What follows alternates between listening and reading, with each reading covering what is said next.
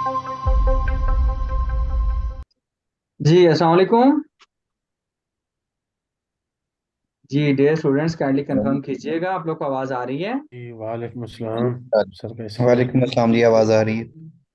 चलें जी, वालेकुम वालेकुम बिस्मिल्लाहिर्रहमानिर्रहीम। अस्सलाम। जी जी, आवाज आ रही है। हम अपने सेशन को स्टार्ट जी करने आवाज़ जा आ रहे हैं। रही है जी। अच्छा, आप सब जी लोगों जी से सर, सेशन स्टार्ट करें प्लीज। एक रिक्वेस्ट होगी कि जो भी बंदा, वैसे तो मैं साथ साथ खुद भी आपको म्यूट करता जाऊंगा, लेकिन जब भी आपको कोई क्वेश्चन हो आपने हैंड रेज करना है। आई शैल बी आंसरिंग यू, ठीक है। और आपने क्वेश्चन पूछने के बाद फौरी माइक को म्यूट कर लेना है, ठीक है। इसकी वजह यह है कि बाकी दोस्तों को डिस्टरबेंस ना हो।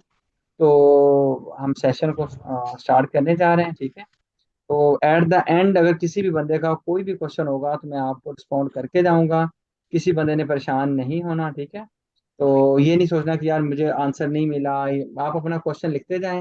At the end of the session में आपको सब लोग को रिस्पॉन्ड करके जाऊंगा, ठीक है। चलिए, थैंक यू सो मच। अच्छा जी, ये जो हमारा बैच है ये हमारा अक्टूबर का बैच है, ठीक है। अ, हमारे बैच हर महीने का हमारा बैच शुरू हो रहा होता है, ठीक है। तो अक्टूबर के बैच के लिए हम लोग मौजूद हैं, ठीक है। हम अपने सेशन को अल्लाह ताला के नाम से शुरू करते हैं, बिस्मिल्लाह रहमान रहीम।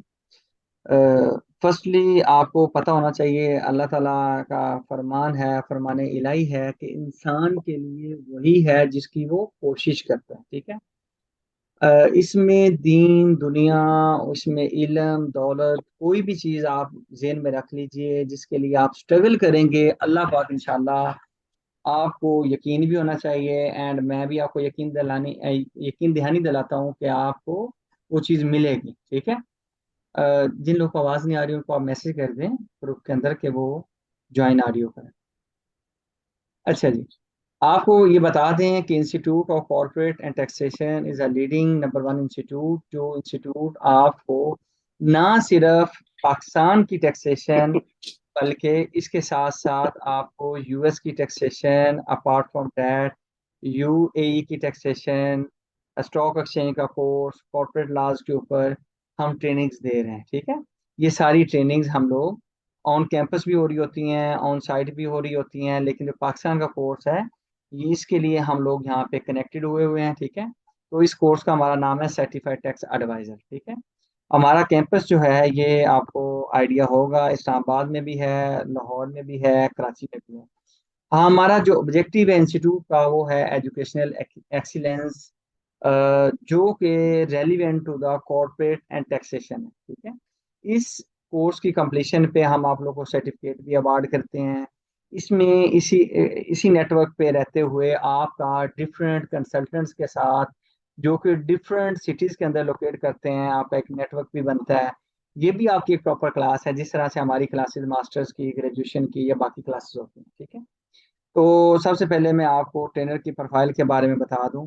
मोहम्मद साहिद साहब हैं, ठीक है। ये एसोसिएट मेंबर हैं हमारे आईसीएम में से, जो आपके ट्रेनर हैं। उसके बाद इनका एसीसीए फाइनलिस्ट है, एमबीए भी इन्होंने किया हुआ है, एमकॉम किया हुआ है। ये चीफ ऑपरेटिंग ऑफिसर हैं एक हमारी सीए फर्म के अंदर, ठीक है। और इनका 17 ईयर से ज़्यादा का एक्सपीरियंस है कॉर्पोरेट एंड टैक्सेशन मैटर्स का, ठीक है। और वो हमारे साथ मौजूद भी हैं, ठीक है। इंशाल्लाह वो भी आपके साथ इसको सेशन को स्टार्ट करेंगे। मैं फॉर्मली मैनेजमेंट के पार्ट पे ये सेशन को स्टार्ट कर रहा हूँ, ठीक है। या बता रहा हूँ आपको जो चीज़ें बढ़ानी होगी आपको, साजिद साहब सारी चीज़ों को एलेबोरेट करेंगे, ठीक है। उसके अलावा इनकी अपनी भी एक फर्म है फिनटेक्स के नाम से, मैनेजमेंट कंसल्टेंसी फर्म है, ठीक है। अच्छा दोस्तों, आप लोगों ने काइंडली वीडियो को बंद करके रखना है। वीडियो को इसलिए बंद करके रखना है, उसकी वजह ये है कि जो आवाज़ की क्वालिटी है वो डाउन हो जाती है बाकी लोगों के पास, ठीक है। तो 1 मिनट मुझे दीजिए, मैं साहिद साहब को साथ में इनवाइट भी कर लूँ। साहिद भाई, can you hear me? Yes, Assalamu alaikum, Basharat bhai and all the audience. Sajid is here. Shahid भाई काइंडली आप ऐसा कीजिए, अपनी पीपीटी जो है ना वो ओपन कर लीजिए, ठीक है, अपने लैपटॉप पे। यही वाली, Yes, it's already open. ठीक है। चलिए प्लीज़ आप अपने कोर्स के बारे में हमारे स्टूडेंट्स को गाइड कीजिए। जी प्लीज। शेयरिंग आपकी ही चलेगी यहाँ से बशारत भाई। इसी को प्रोसीड करना है। अच्छा चलें। चलें, ये सही है, आपने यही फर्स्ट स्लाइड जो है अच्छा, इंस्टीट्यूट के बारे में तो बशारत भाई ने बहुत डिटेल में बता दिया माशाल्लाह। वो लीडिंग इंस्टीट्यूट है, institute of corporate and taxation के नाम से, और रजिस्टर्ड भी है, तमाम परक्यूजेट तमाम लाइसेंसेस वगैरह के साथ रन कर रहे हैं, और काफ़ी एक्सपीरियंस लोग इस इंस्टीट्यूट के साथ अटैच्ड है। अच्छा, जो कोर्स हम करवाने जा रहे हैं ऑनलाइन का, ये जो स्टार्ट हो रहा है वेरी सून, जिसकी ओरिएंटेशन है आज, इसका नाम है सर्टिफाइड टैक्स एडवाइजर, CTA। ठीक है। अच्छा, इसकी ड्यूरेशन जो होगी ये ऑलमोस्ट 4 मंथ्स के अराउंड होगी, जिसके 60 क्रेडिट आवर्स होंगे। ठीक है। और थ्री क्लासेस इसकी जो है वो 2 डेज अ वीक होंगी, और नॉर्मली जो टाइमिंग होती है ऑफिस आवर्स के बाद की होती है, तो आप लोग इजीली तमाम ऑडियंस इसको ज्वाइन कर सकते हैं। अच्छा, कोर्स कंटेंट्स क्या होंगे, मेन चीज कि हमारा कोर्स क्या कौन कौन से एरियाज को कवर कर रहा होगा।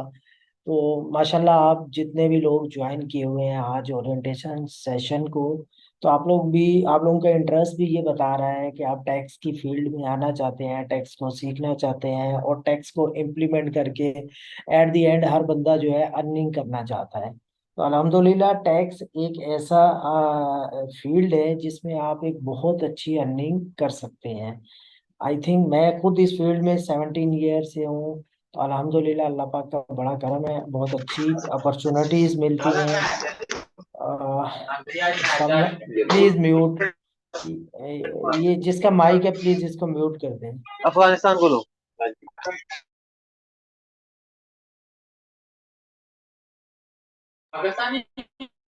यस, आप लोग मुझे सुन रहे हैं? आई थिंक ये म्यूट कर दें। और यस, हम कंटिन्यू कर रहे थे कि हमारे कोर्स कंटेंट जो हैं उसमें सबसे पहले हम आप लोगों को ओवरव्यू देंगे आयरस का। आयरस क्या है? बेसिकली आयरस वो ऑनलाइन पोर्टल है जिसके थ्रू हम जितनी भी टैक्स रिटर्न फाइलिंग्स है वो सब की सब आयरस के थ्रू होती है, जो कि 2014 से इम्प्लीमेंटेड है। उससे पहले ये समाव मैनुअल होती थी।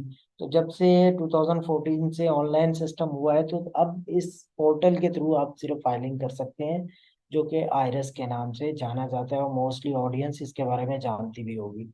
ठीक है। इसके बाद हम आपको ओवरव्यू देंगे, डिटेल बताएंगे SSCP की एंड कॉर्पोरेट फाइलिंग के। SSCP security exchange commission Pakistan basically regulatory authority है, जो कि तमाम कंपनीज को रेगुलेट करता है। जो भी बिजनेस पाकिस्तान में रजिस्टर्ड होता है एज अ कंपनी, भले वो private limited company, single member हो, LLP हो, लिस्टेड कंपनीज हो, सबको रेगुलेट करता है SSCP। तो किस तरह से कंपनी फॉर्म होती है, उसकी फॉर्मेशन प्रोसेस क्या है, फॉर्म होने के बाद उसके रिक्वायरमेंट क्या क्या है, उसके एनुअल फॉर्म्स वगैरह की जो फाइलिंग है वो क्या क्या है, तो ये तमाम चीज़ें हम कवर आउट कर रहे होंगे SCCP एंड कॉर्पोरेट फाइलिंग्स का जो हमारा सेशंस होंगे इसके अंदर। देन है एक हमारा इसके बाद जो सेशन चलेगा वो होगा trademark registration and chamber of commerce. नाम से ही जाहिर है, वो मोस्टली लोग इससे फेमिलियर भी होंगे। ट्रेडमार्क बेसिकली किसी भी कंपनी का जो नाम और लोगो होता है उसकी रजिस्ट्रेशन करने वाले इदारा है, जिसको नॉर्मली IPO बोलते हैं। तो IPO से ट्रेडमार्क रजिस्टर्ड कैसे होता है, प्रोसेस क्या है, क्या क्या उसमें डिफिकल्टीज आती हैं, किस तरह से उसकी हैंडलिंग होगी, और किस तरह से कंप्लीट आपको रजिस्टर्ड ट्रेडमार्क्स हासिल करेंगे, उसका सर्टिफिकेट किस तरह से आप ट्रेडमार्क नाम और लोगों का हासिल करेंगे, ये इस वाले पीरियड के दौरान आप लोगों को बताया जाएगा। और प्लस इसके साथ है चैम्बर ऑफ कॉमर्स। कोई भी बिजनेस रजिस्टर्ड होता है तो उसको हर डिस्ट्रिक्ट की अपनी एक चैम्बर ऑफ कॉमर्स होती है। Karachi chamber of commerce, Hyderabad chamber of commerce, Lahore chamber of commerce, Faisalabad chamber of commerce, सब हर जगह की एक अपनी चैम्बर है। तो उस चैम्बर की रजिस्ट्रेशन आपने किस तरह से लेनी है, देन उसकी रिन्यूअल प्रोसेस क्या है, क्योंकि चैम्बर की जो भी रजिस्ट्रेशन होती है पाकिस्तान में वो 1 ईयर के लिए होती है। 1 ईयर के बाद आपको उसको लाजमी रिन्यूअल करवाना होता है।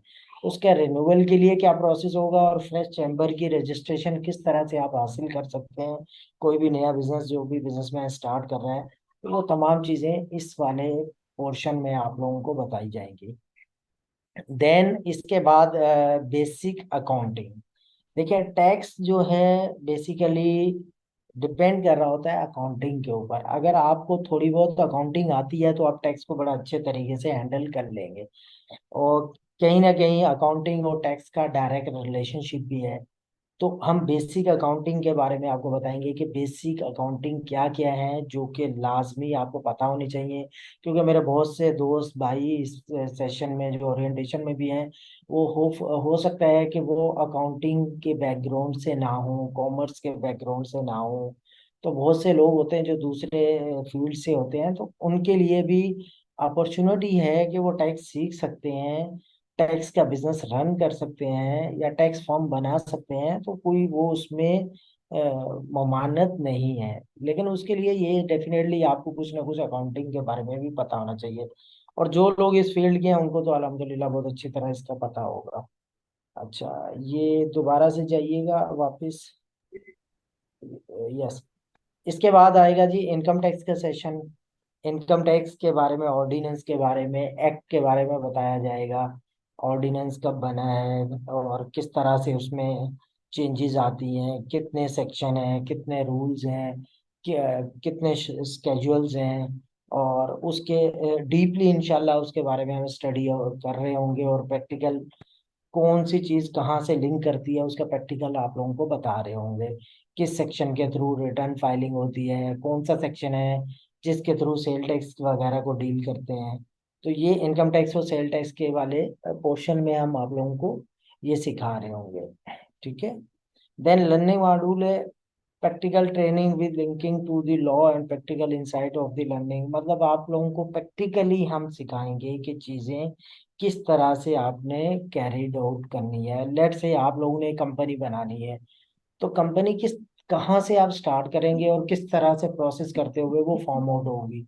या आपने अगर एक रिटर्न फाइल करना है, किसी इंडिविजुअल का करना है, तो कहाँ से स्टार्ट करेंगे और कौन कौन से डॉक्यूमेंट्स के होने के साथ आप वो रिटर्न को कंप्लीट कर पाएंगे।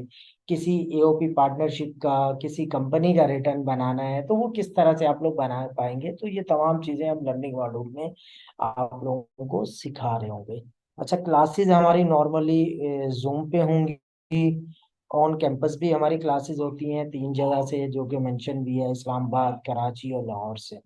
तो ऑन कैंपस अगर कोई लेना चाहे ऑन कैंपस भी ले सकता है, लेकिन नॉर्मली लोग प्रेफर करते हैं कि टाइम की शॉर्टेज और दूसरी बात ट्रैवलिंग कॉस्ट को सेव करते हुए जो ऑनलाइन की तरफ जाया जाए, तो आप ऑनलाइन जूम के थ्रू भी क्लासेस ले सकते हैं। अच्छा, सबसे लास्ट जो हमारा होगा कि बेनिफिट क्या है। आप लोग ये कोर्स लेंगे, डेफिनेटली एक अपना टाइम दे रहे होंगे, हर बंदे का एक प्रीशियस टाइम है। तो इसके आप लोगों को बेनिफिट क्या होंगे। जब आप लोग कोर्स कंप्लीट कर लेंगे तो डेफिनेटली आप लोग अपने आप को टैक्स लायर और टैक्स कंसल्टेंट कहला सकते हैं। और आप अपने नाम के साथ ये टैगिंग आप लोग करवा सकते हैं। ठीक है। आप लोगों को असिस्ट किया जाएगा आईटीपी का लाइसेंस लेने के लिए। आईटीपी के आप लोग जानते होंगे, इनकम टैक्स प्रैक्टिशनर जो होते हैं, रजिस्टर्ड टैक्स प्रैक्टिशनर, जो कि कोई भी टैक्स का काम कर सकते हैं, एफबीआर में जाके केसेस को डिफेंड कर सकते हैं। तो वो तमाम लोग जो हैं उसमें आप लोगों को असिस्ट किया जाएगा। LMS support bye practical MCQs वगैरह आप लोगों को सपोर्ट दी जाएगी। आईआरएस रिप्लिका पोर्टल, आईआरएस का आप लोगों को पूरा डीपली, वो पहले ही मैंने बताया कि हम प्रैक्टिकली आईआरएस के ऊपर आप लोगों को लेके जाएंगे।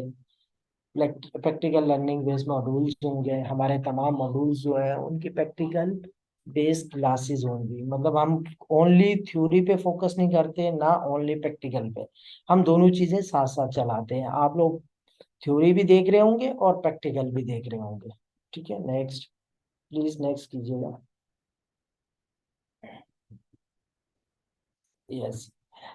एम ऑफ द कोर्स, मकसद क्या है इस कोर्स को करने का। बहुत से लोग हैं आज ओरिएंटेशन में जो अपना माइंड बना रहे होंगे कि हम ये कोर्स करें या ना करें। बहुत से लोग अभी इसी सिचुएशन में होंगे, बहुत से लोग माइंड बना के बैठे होंगे। तो आप लोगों का एम्स क्या है इस कोर्स को करने का, कि अगर आप ये कोर्स कर लेते हैं तो आप as a lawyer and tax consultant अपनी प्रैक्टिस को स्टार्ट कर सकते हैं। पाकिस्तान में बिजनेस अपॉर्चुनिटीज बहुत लिमिटेड होती हैं। आप लोग सब जानते हैं। तो ये एक बहुत अच्छी फील्ड है, वाइट कॉलर जॉब है। आप लोग as a lawyer and tax consultant अपना बिजनेस स्टार्ट कर सकते हैं इस कोर्स को करने के बाद।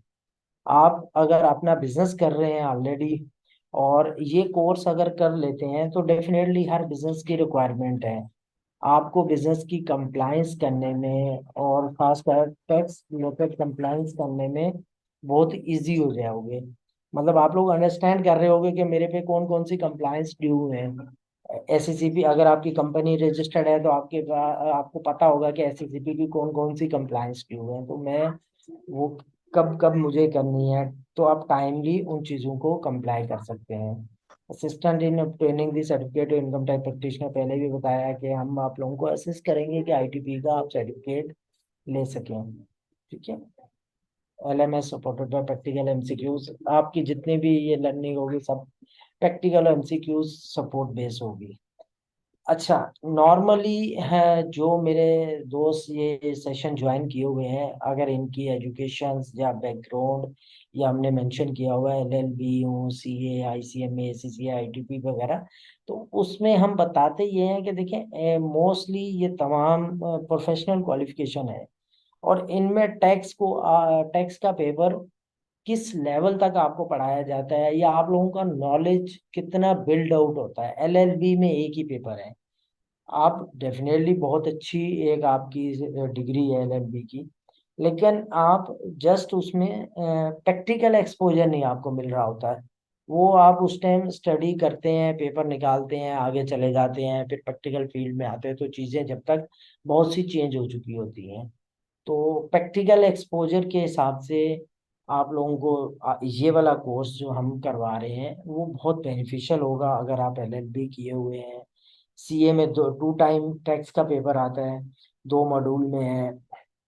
आईसीएमए में एक ही स्टेज के अंदर, एक ही मॉड्यूल के अंदर टैक्स का पेपर आता है। एसीसीए में पाकिस्तान टैक्स को देखा ही नहीं जाता, इंटरनेशनल टैक्सेशन ही वहाँ पे पढ़ाई जा रही होती है। और बाकी जगह पे भी कोई स्पेसिफिक आपको टैक्स के बारे में बाकी क्वालिफिकेशन में भी कोई स्पेसिफिकली नहीं बताता। तो ये एक बेसिक लैकिंग है हमारे जो मेजर प्रोफेशनल कोर्सेज हैं उसके अंदर, कि आपको टैक्स का उस हद तक नॉलेज नहीं होता इवन दो कि आप सर्टिफिकेशन या डिग्री ले चुके होते हैं। तो हम लोग, मैं खुद भी आईसीएमए मेंबर हूँ अल्हम्दुलिल्लाह, और 10-11 ईयर हो गए हैं कि मेंबर हूँ। लेकिन जो एक्सपोजर, प्रैक्टिकल एक्सपोजर हमें फॉर्म्स में आके या ये शॉर्ट कोर्सेज के थ्रू हमें हासिल हुआ है वो हमें ड्यूरिंग स्टडी हम वो उतना गेन नहीं कर पाए थे। तो ये एक है चीज है जो मैंने चाहा कि आप लोगों को डिस्कस करता हूँ। यस। अच्छा, इनकम टैक्स प्रैक्टिशनर है क्या, किसको कहते हैं इनकम टैक्स प्रैक्टिशनर? हम बार बार बात कर रहे हैं कि आईटीपी हो जाओगे आप इस कोर्स को करने के बाद। Basically income tax practitioner means a person who is registered with the FPR. मतलब वो बंदा जिसके ऊपर टैगिंग होगी एफपीआर की वो आईटीपी होगा। ठीक है। Registration of income tax practitioner किस तरह से होगी? Filing of application, 1 year experience from जो टैक्स फॉर्म, ये थोड़ा सा बताया है कि आईटीपी आप किस तरह बनते हैं। ठीक है। फाइलिंग, पहले एप्लीकेशन फाइल करेंगे, 1 साल का एक्सपीरियंस किसी भी टैक्स फॉर्म का होना चाहिए।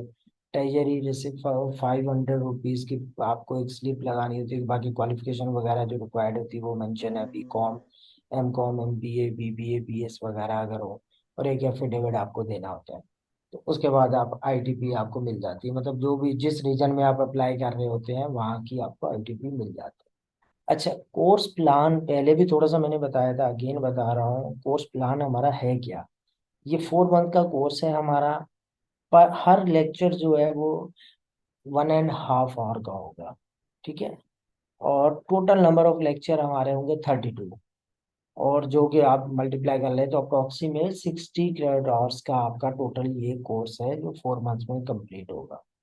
अच्छा, इसके मॉड्यूल्स कौन कौन से मॉड्यूल्स हैं जो मेनली हम कवर आउट कर रहे होंगे, ये मतलब इसकी लेयर है इस कोर्स की, मगर इसमें डेफिनेटली अमेंडमेंट आएंगी। इन डिटेल में जब हम पढ़ रहे होंगे तो हर मॉड्यूल में डिटेल्स होंगी। पहला मॉड्यूल हमारा एससीसीपी एंड कॉर्पोरेट फाइलिंग का है। पहले भी मैंने थोड़ा सा बताया कि कंपनीज जो हैं, कंपनीज रेगुलेट करता है एससीसीपी।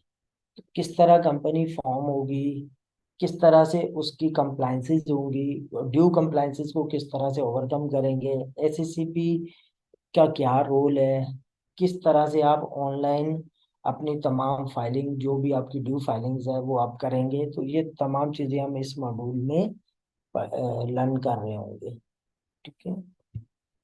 देन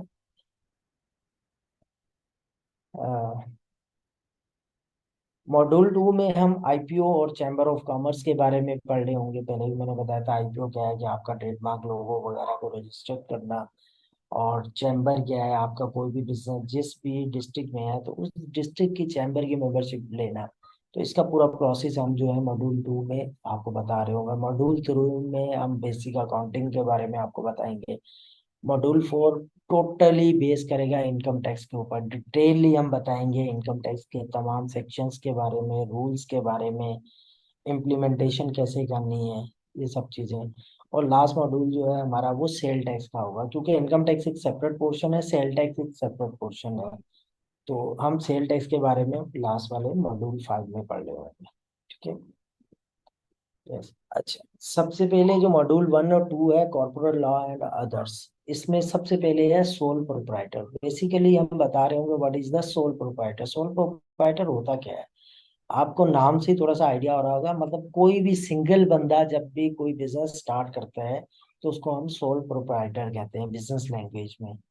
तो उसके कैरेक्टरिस्टिक और सोल प्रोप्राइटरशिप के क्या खसूसियात हैं, किस तरह से फॉर्म होती है सोल प्रोप्राइटर, और उसकी रजिस्ट्रेशन आप किस तरह से करेंगे, ये तमाम इस वाले मॉड्यूल में हम आपको बता रहे होंगे। Then partnership act. Partnership act 32, ये भी एक बिजनेस की फॉर्म है।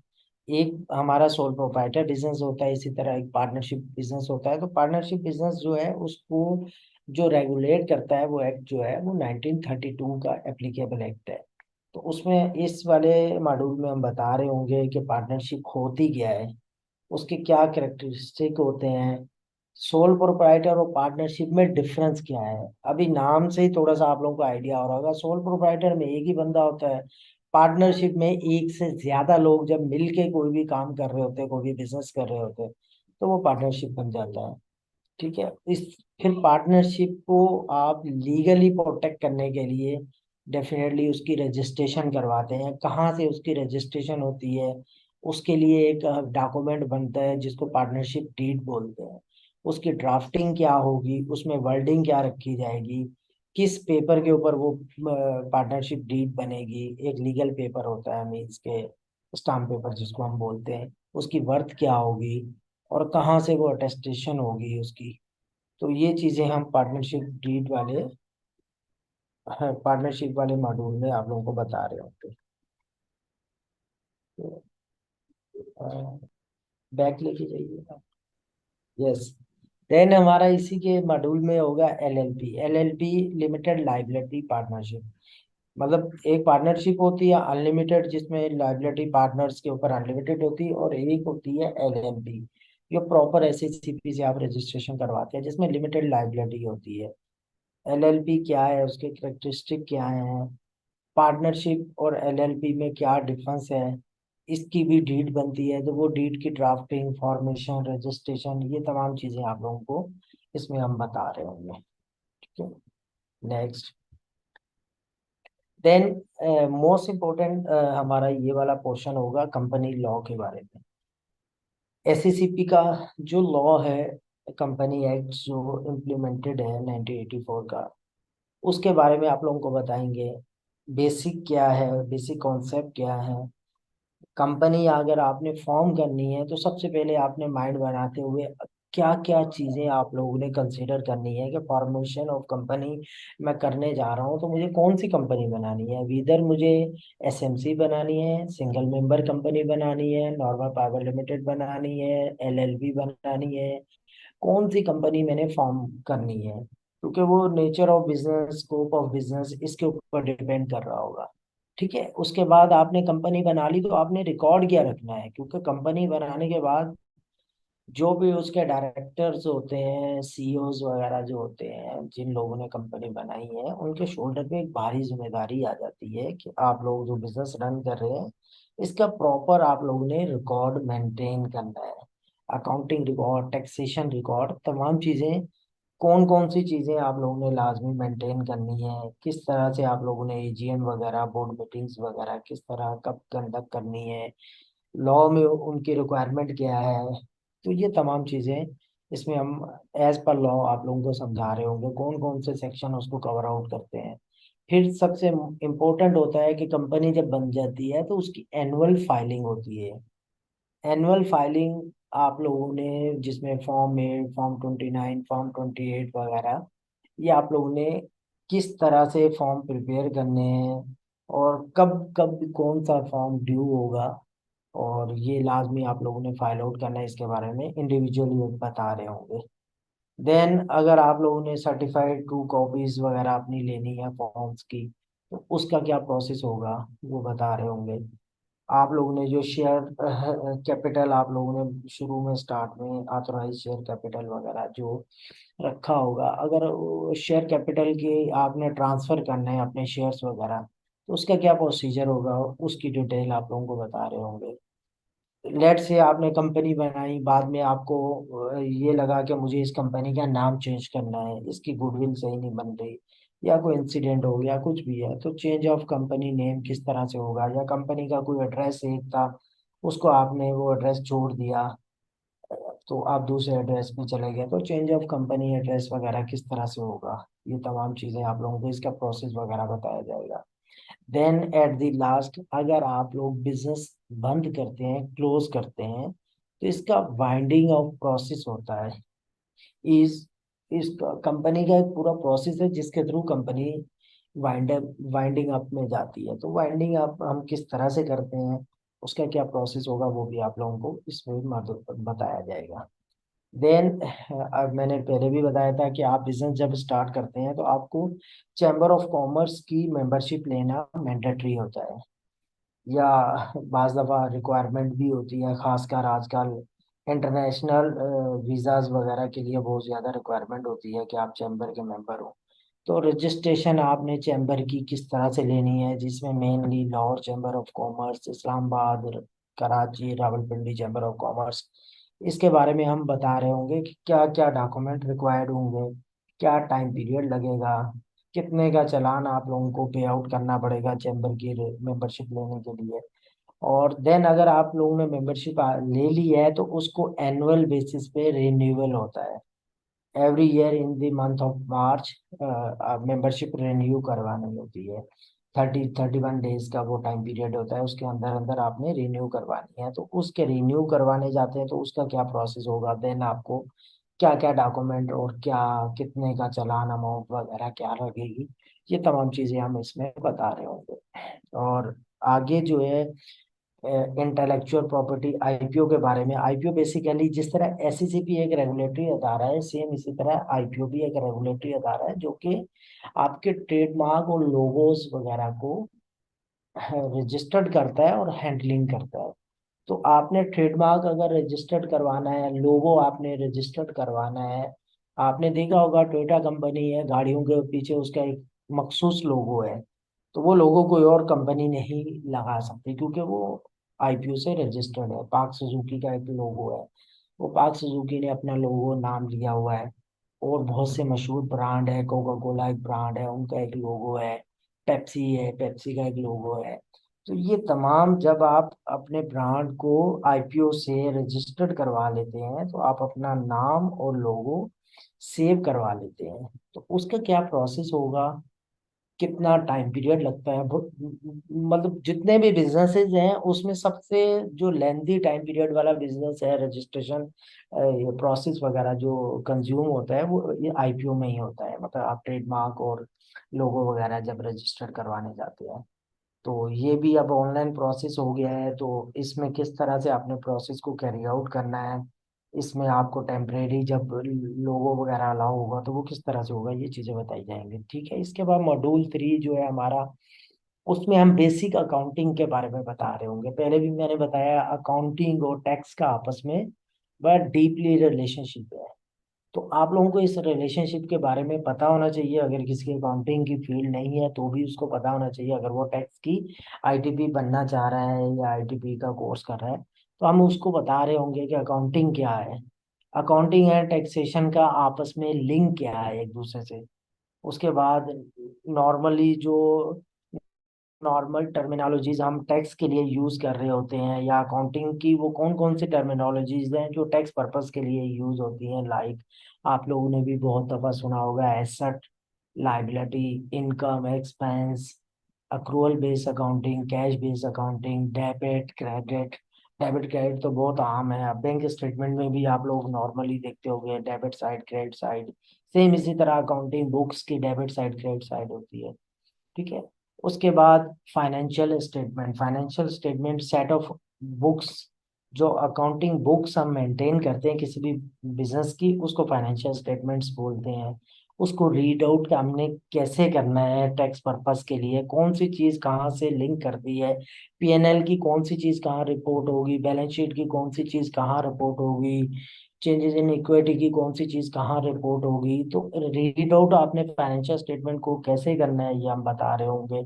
कि आप अपना रिटर्न बना रहे हैं तो आप लोगों को पता होना चाहिए कि मेरी जो फाइनेंशियल बिजनेस की बनी है वो कैसे लिंक करनी है जब हम मैं अपना टैक्स रिटर्न बना रहा हूँ। फिर difference between financial account and taxation account में क्या क्या डिफरेंसेस होते हैं वो बता रहे होंगे। Why the adjusting are made to the accounts even though the financial account are audited। Sometime financial account audited होते हैं उसके बावजूद हम जो है ना एडजस्टमेंट कर रहे होते हैं, जिसमें normally tax depreciation, accounting depreciation वगैरह की जो एडजस्टमेंट होती है। तो ये चीज़ें इनके बारे में भी ओवरव्यू आप लोगों को दे रहे होंगे, इसको किस तरह से हैंडल करना है जब अपना बिजनेस टैक्स रिटर्न बना रहे हैं। फिर मॉड्यूल 4 में इनकम टैक्स के बारे में जो मैंने पहले ही बताया कि बहुत हमारा मेन कॉम्प्रिहेंसिव सेशंस जो हो रहे होंगे वो इसी पे हो रहे होंगे कि how to read a tax statement, an overview of the income tax ordinance 2000 when along with the prescribed rule. आप लोगों को पता होना चाहिए कि पाकिस्तान में जो एप्लीकेबल ऑर्डिनेंस है वो इनकम टैक्स ऑर्डिनेंस 2001 है। और वो इसी तरह इनकम टैक्स रूल 2002 एप्लीकेबल है। वैसे तो अच्छा ऑर्डिनेंस जो है हमारा 2001 ही है, लेकिन उसमें चेंजेस आती रहती है, हर साल बजट आता है तो उसमें जो भी चेंजेस आती हैं वो डिफाइन हो जाती हैं, तो अमेंडेड एक्ट जो है ना वो इम्प्लीमेंट हो जाता है जैसे पार्लियामेंट वगैरह अप्रूव करती है। लेकिन वो ऑर्डिनेंस वही 2001 ही एप्लीकेबल है। ठीक है। इस तरह से आगे registration of an individual association of person, AOP जिसको हम बोलते हैं, कंपनी, नॉन प्रॉफिट ऑर्गेनाइजेशन वगैरह, इनका इंडिविजुअल रजिस्ट्रेशन के बारे में हम आप लोगों को बताएंगे। इंडिविजुअल अगर बिजनेसमैन है उसकी टैक्स रजिस्ट्रेशन किस तरह आप लोगों ने करनी है। अगर एओपी है, एसोसिएशन ऑफ पर्सन, जिसको नॉर्मली हम पार्टनरशिप बोलते हैं, उसकी आपने रजिस्ट्रेशन कैसे करनी है, कौन से अदारा, कौन सा रजिस्ट्रार उसको ऑथोराइज करेगा, तो आप टैक्स में जाके अपने आप अपनी एओपी रजिस्टर्ड कर सकते हैं। फिर कंपनी कंपनी अभी भी मैंने थोड़ी देर पहले ही बताया था कि कंपनी बैक बाय एससीसीपी होती है, सिक्योरिटी एक्सचेंज कमीशन पाकिस्तान। उसमें फिर टाइप्स आ जाती हैं, single member, LLP, private, public. तो उसकी किस तरह से रजिस्ट्रेशन है, किस में कितने लोग होते हैं, क्या लिमिट्स हैं, तो ये तमाम चीज़ें डीपली जिसमें बैक बाय कंपनी ऑर्डिनेंस जो होगा उसके बैक के हिसाब से हम पढ़ रहे होंगे, करवा रहे होंगे। फिर अगर कोई एनजीओ या नॉन प्रॉफिट ऑर्गेनाइजेशन बनाना चाहता है तो उसका भी ओवरव्यू हम दे रहे होंगे, किस तरह से वो फॉर्म होती है और किस तरह से वो रेगुलेट होती है पाकिस्तान में। वैसे तो बड़ा डिफिकल्ट है एनपीओ एनजीओ बनाना आजकल, लेकिन हम प्रोसेस वगैरह उसका पूरा बता रहे होंगे कि वो किस तरह होता है। ठीक है। फिर computation of taxable income under the act. देखें जब भी आप टैक्स रिटर्न बनाने जाते हैं तो ये 5 हेड्स हैं जो आपको मेनली लाजमी लाजमी पता होने चाहिए, क्योंकि इन 5 हेड्स के थ्रू ही इनकम आपकी जनरेट हो रही होती है जो कि टैक्स रिटर्न में जा रहे होते हैं। जिसमें पहला हेड है सैलरी इनकम, कि अगर आप सैलरी मैन हैं आप कहीं से सैलरी उड़ा रहे हैं तो डेफिनेटली उसकी इंफॉर्मेशन इस हेड के अंदर जा रही होंगी, सैलरी वाले में। और अगर आप बिजनेसमैन हैं, बिजनेस कर रहे हैं, तो देन जो इनकम जनरेट हो रही होगी वो बिजनेस हेड में जा रही होगी। फिर देन अगर आपने को प्रॉपर्टीज वगैरह रेंट आउट की हुई हैं और उसका रेंट उठा रहे हैं, वो भी एक तरह से आपकी इनकम ही है, तो वो फिर यहाँ पे रिपोर्ट हो रही होगी। फिर कैपिटल गेन, कैपिटल गेन क्या होता है कि आपका एसेट्स जब भी रियलाइज होता है, जब भी सोल आउट करते हैं, तो उसके ऊपर आपको डेफिनेटली एक वैल्यू अमाउंट, कॉस्ट और जो आप गेन कर रहे होते हैं, मतलब जो अमाउंट गेट कर रहे होते हैं, उसका जो डिफरेंस होता है उसको हम कैपिटल गेन कहते हैं। तो उसमें शॉर्ट टर्म और लॉन्ग टर्म कैपिटल गेन्स होते हैं, वो हम यहाँ पे रिपोर्ट कर रहे होते हैं। इसी तरह अदर सोर्सेज की इनकम होती है, रॉयल्टी वगैरह की, या कोई और इनकम जो बिजनेस वाले पोर्शन में कवर आउट नहीं होती, तो वो हम, जैसे पेंशन इनकम वगैरह होगी, उसके अलावा ये सर्टिफिकेट्स वगैरह की इनकम्स होती है, वो अदर सोर्सेज ऑफ इनकम में हम यहाँ पे यहाँ पे हम शो आउट करते हैं। और लास्ट में जो फाइनल टैक्स रजीम है, ये बेसिकली एफटीआर का जो पोर्शन है, यहाँ पे आपका टैक्सेस की जो विदहोल्डिंग हो रही होती है ना, वो यहाँ पे रिपोर्ट हो रही होती है। जैसे आपके प्रॉफिट्स वगैरह बैंक से आ रहे हैं, तो उनके ऊपर डेफिनेटली एक विदहोल्डिंग टैक्स कट रहा होता है जब भी प्रॉफिट रियलाइज होता है, तो उसकी रिपोर्टिंग वगैरह यहाँ पे हो रही होती है। उससे हटके बहुत सारे और एफटीआर के टैक्सेस हैं, एडजस्टेबल टैक्सेस हैं, सैलरी वगैरह पे जो टैक्स कट रहा होता है, वो एडजस्टेबल का एक यहाँ पे पोर्शन होता है, वहाँ पे आप डाल रहे होते हैं। उसके अलावा टैक्स क्रेडिट्स होते हैं। तो ये चीज़ें हैं, जब हम आयरस के ऊपर लाइव होंगे तो इसको डीपली फिर इन तमाम हेड्स को हम आपको समझा रहे होंगे कि कौन सी चीज़ कहाँ पे आपने पेस्ट आउट करनी है और कहाँ से लेके आनी है। ठीक है, इस तरह से understanding of other important provision of the law including but not limited to advance tax के बारे में आप लोगों को बता रहे होंगे अंडर सेक्शन 147, और उसकी डिटेल में हम आप लोगों को बताएंगे। फिर इन्वेस्टमेंट अंडर सेक्शन 111, इसके बारे में हम आप लोगों को बताएंगे। फिर मिनिमम टैक्स के बारे में कि मिनिमम टैक्स क्या होता है, 113 के बारे में, तो वो हम आप लोगों को बता रहे होंगे। बिजनेस के अंदर इसकी क्या, किस तरह से इसको टैकल करते हैं जब हम बिजनेस कर रहे हैं और बिजनेस रिटर्न अपना फाइल आउट कर रहे हैं, तो उसको हम किस तरह से टैकल आउट करते हैं।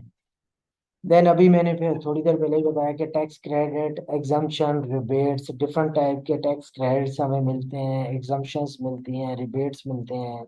उसके बारे में आप लोगों को नॉलेज दे रहे होंगे। डिफॉल्ट सरचार्ज, पेनल्टी, प्रोसिक्यूशंस, मतलब अगर आप कहीं पे डिफॉल्ट कर जाते हैं, क्या पेनल्टी इम्पोज होगी और किस तरह से वो, मतलब उसकी कैलकुलेशंस वगैरह है, तो वो सब तमाम चीज़ें आप लोगों को बता रहे होंगे।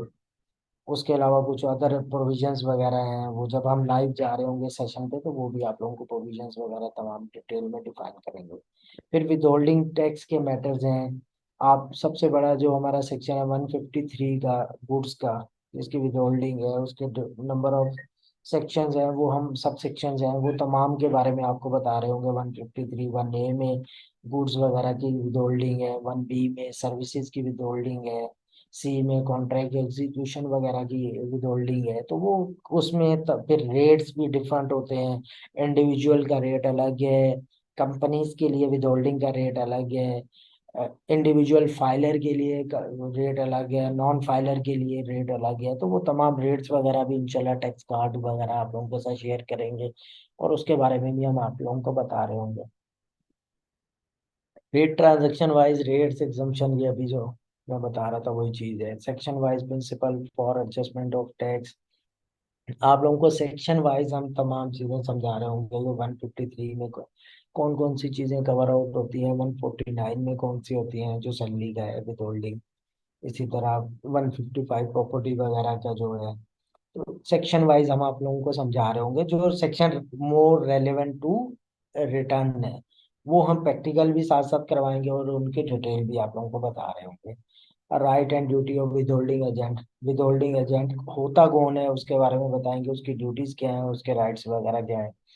फिर इनकम टैक्स रिटर्न है विद होल्डिंग स्टेटमेंट, आप लोगों ने इनकम टैक्स रिटर्न अपना किस तरह से बनाना है, और विद होल्डिंग स्टेटमेंट उसकी प्रिपरेशन किस तरह से करनी है और कब कब सबमिट करनी है। कुछ विद होल्डिंग स्टेटमेंट है एनुअली जाती हैं, कुछ क्वार्टरली जाती हैं, कुछ मंथली बेसिस पे जाती हैं। तो वो कौन कौन सी होंगी, 149 की कब जाएगी, 147 की कब जाएगी विद होल्डिंग, 165 की विद होल्डिंग स्टेटमेंट कब जाएगी। तो ये तमाम चीजें हम इन डिटेल आप लोगों को उसकी प्रिपरेशन करना भी सिखाएंगे, उसके टेम्पलेट वगैरह भी आप लोगों को बताएंगे, क्योंकि ये स्पेसिफिक टेम्पलेट होते हैं। ये इस फॉर्म को सबमिट करने के, भले इनकम टैक्स रिटर्न हो या विदहोल्डिंग स्टेटमेंट हो, इसका स्पेसिफिक टेम्पलेट है।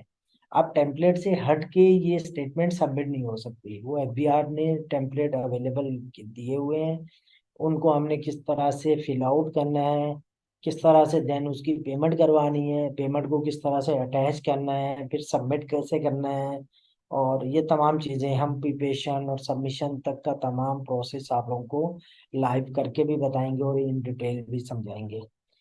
फिर डिपार्टमेंट जो है, डिपार्टमेंट से मुराद एफबीआर है। पाकिस्तान में एफबीआर माशाल्लाह बहुत एक्टिव है आजकल। तो वो नोटिस जो निकालता है टैक्स पेयर को, भले वो इंडिविजुअल टैक्स पेयर हो, कंपनी हो, फाइलर नॉन फाइलर, सबको वो नोटिस निकालता है। तो कौन से नोटिस को किस तरह से आपने हैंडल करना है, नोटिस की टाइप डिफरेंट होती है। 111 का नोटिस किसी और वे में हैंडल करते हैं, 122 असेसमेंट का आपने किस और वे में करना है, 161 की मॉनिटरिंग आती है विद होल्डिंग वगैरह की बिजनेस में, उसको हैंडलिंग आपने किस तरह से करनी है। रूल 44 की रिकंसिलेशन का नोटिस बहुत ज्यादा आता है, अगर आप बिजनेस कर रहे हैं तो उसको आपने किस तरह से टैकल करना है। इस तरह 176 177 ऑडिट के नोटिस आते हैं, तो आपने बिजनेस का ऑडिट, टैक्स ऑडिट किस तरह करवाना है, उसकी रिप्लाई प्रिपरेशन कैसे करनी है, रिकॉर्ड को किस तरह से सबमिट करना है, क्योंकि ये बड़े टैक्स होते हैं, टैक्सफुली इसको लेके चलना पड़ता है। आपने कब कब कौन सा रिकॉर्ड कब देना है, बैंक स्टेटमेंट आपने कब प्रोवाइड करनी है, कब अपनी बुक्स ऑफ अकाउंट देनी है, और किस बंदे पे लाइबल है बुक्स ऑफ अकाउंट देना, किस बंदे को एग्जम्पशन है लॉ में बुक्स ऑफ अकाउंट्स देने से। तो ये तमाम चीजें हम आप लोगों को बता रहे होंगे, उसी टेक्स्ट को यूज करते हुए आप नोटिस के अगेंस्ट अपने आप को सेव कर रहे होते हैं। या मतलब अगर आप as a income tax practitioner काम कर रहे हैं, तो आपके क्लाइंट के बिहाफ पे जब आप जा रहे होते हैं नोटिस की हैंडलिंग के लिए, तो ये तमाम चीजों का आपको नॉलेज होगा, तो क्लाइंट को सेफ गार्ड दे रहे होंगे उसके नोटिस के अगेंस्ट। फिर टेक्निक वगैरह क्या होती है डिपार्टमेंटल ऑडिट की, कि आप डिपार्टमेंट जो ऑडिट निकालते हैं 176 का 177 का, किस तरह से आपने उसको कैरी आउट करवाना है। असेसमेंट का अभी मैंने बताया, 120 की 121 122 के असेसमेंट ऑर्डर आते हैं, उसको किस तरह कैरी आउट करवाना है आपने।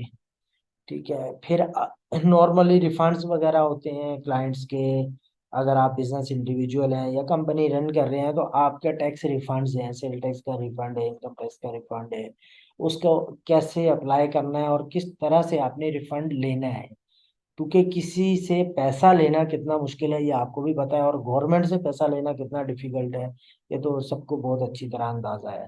तो आपने एफबीआर से रिफंड अगर लेना है तो उसके लिए क्या प्रोसीजर अप्लाई होगा, किस तरह से आप वो टेकफुली उसको हैंडल करेंगे, उसका पूरा आप लोगों को बताया जाएगा। फिर अगर आपको नोटिस आ जाता है और उस आपके अगेंस्ट में कोई ऑर्डर पास हो जाता है, तो बीइंग अ टैक्स पेयर या बीइंग अ टैक्स पेयर के रिप्रेजेंटेटिव, आपके पास एक अपील का, आपको एक अपील का हक हासिल होता है। तो आपने appeal, form of appeal filing किस तरह से करनी है, उसकी ड्राफ्टिंग अपील की किस तरह से करनी है, ग्राउंड ऑफ अपील्स क्या क्या बनाने हैं। तो इन चीज़ों अपील के प्रोसीजर के बारे में डिटेल में आप लोगों को बताया जाएगा, अपील फाइलिंग करवाना आप लोगों को सिखाया जाएगा।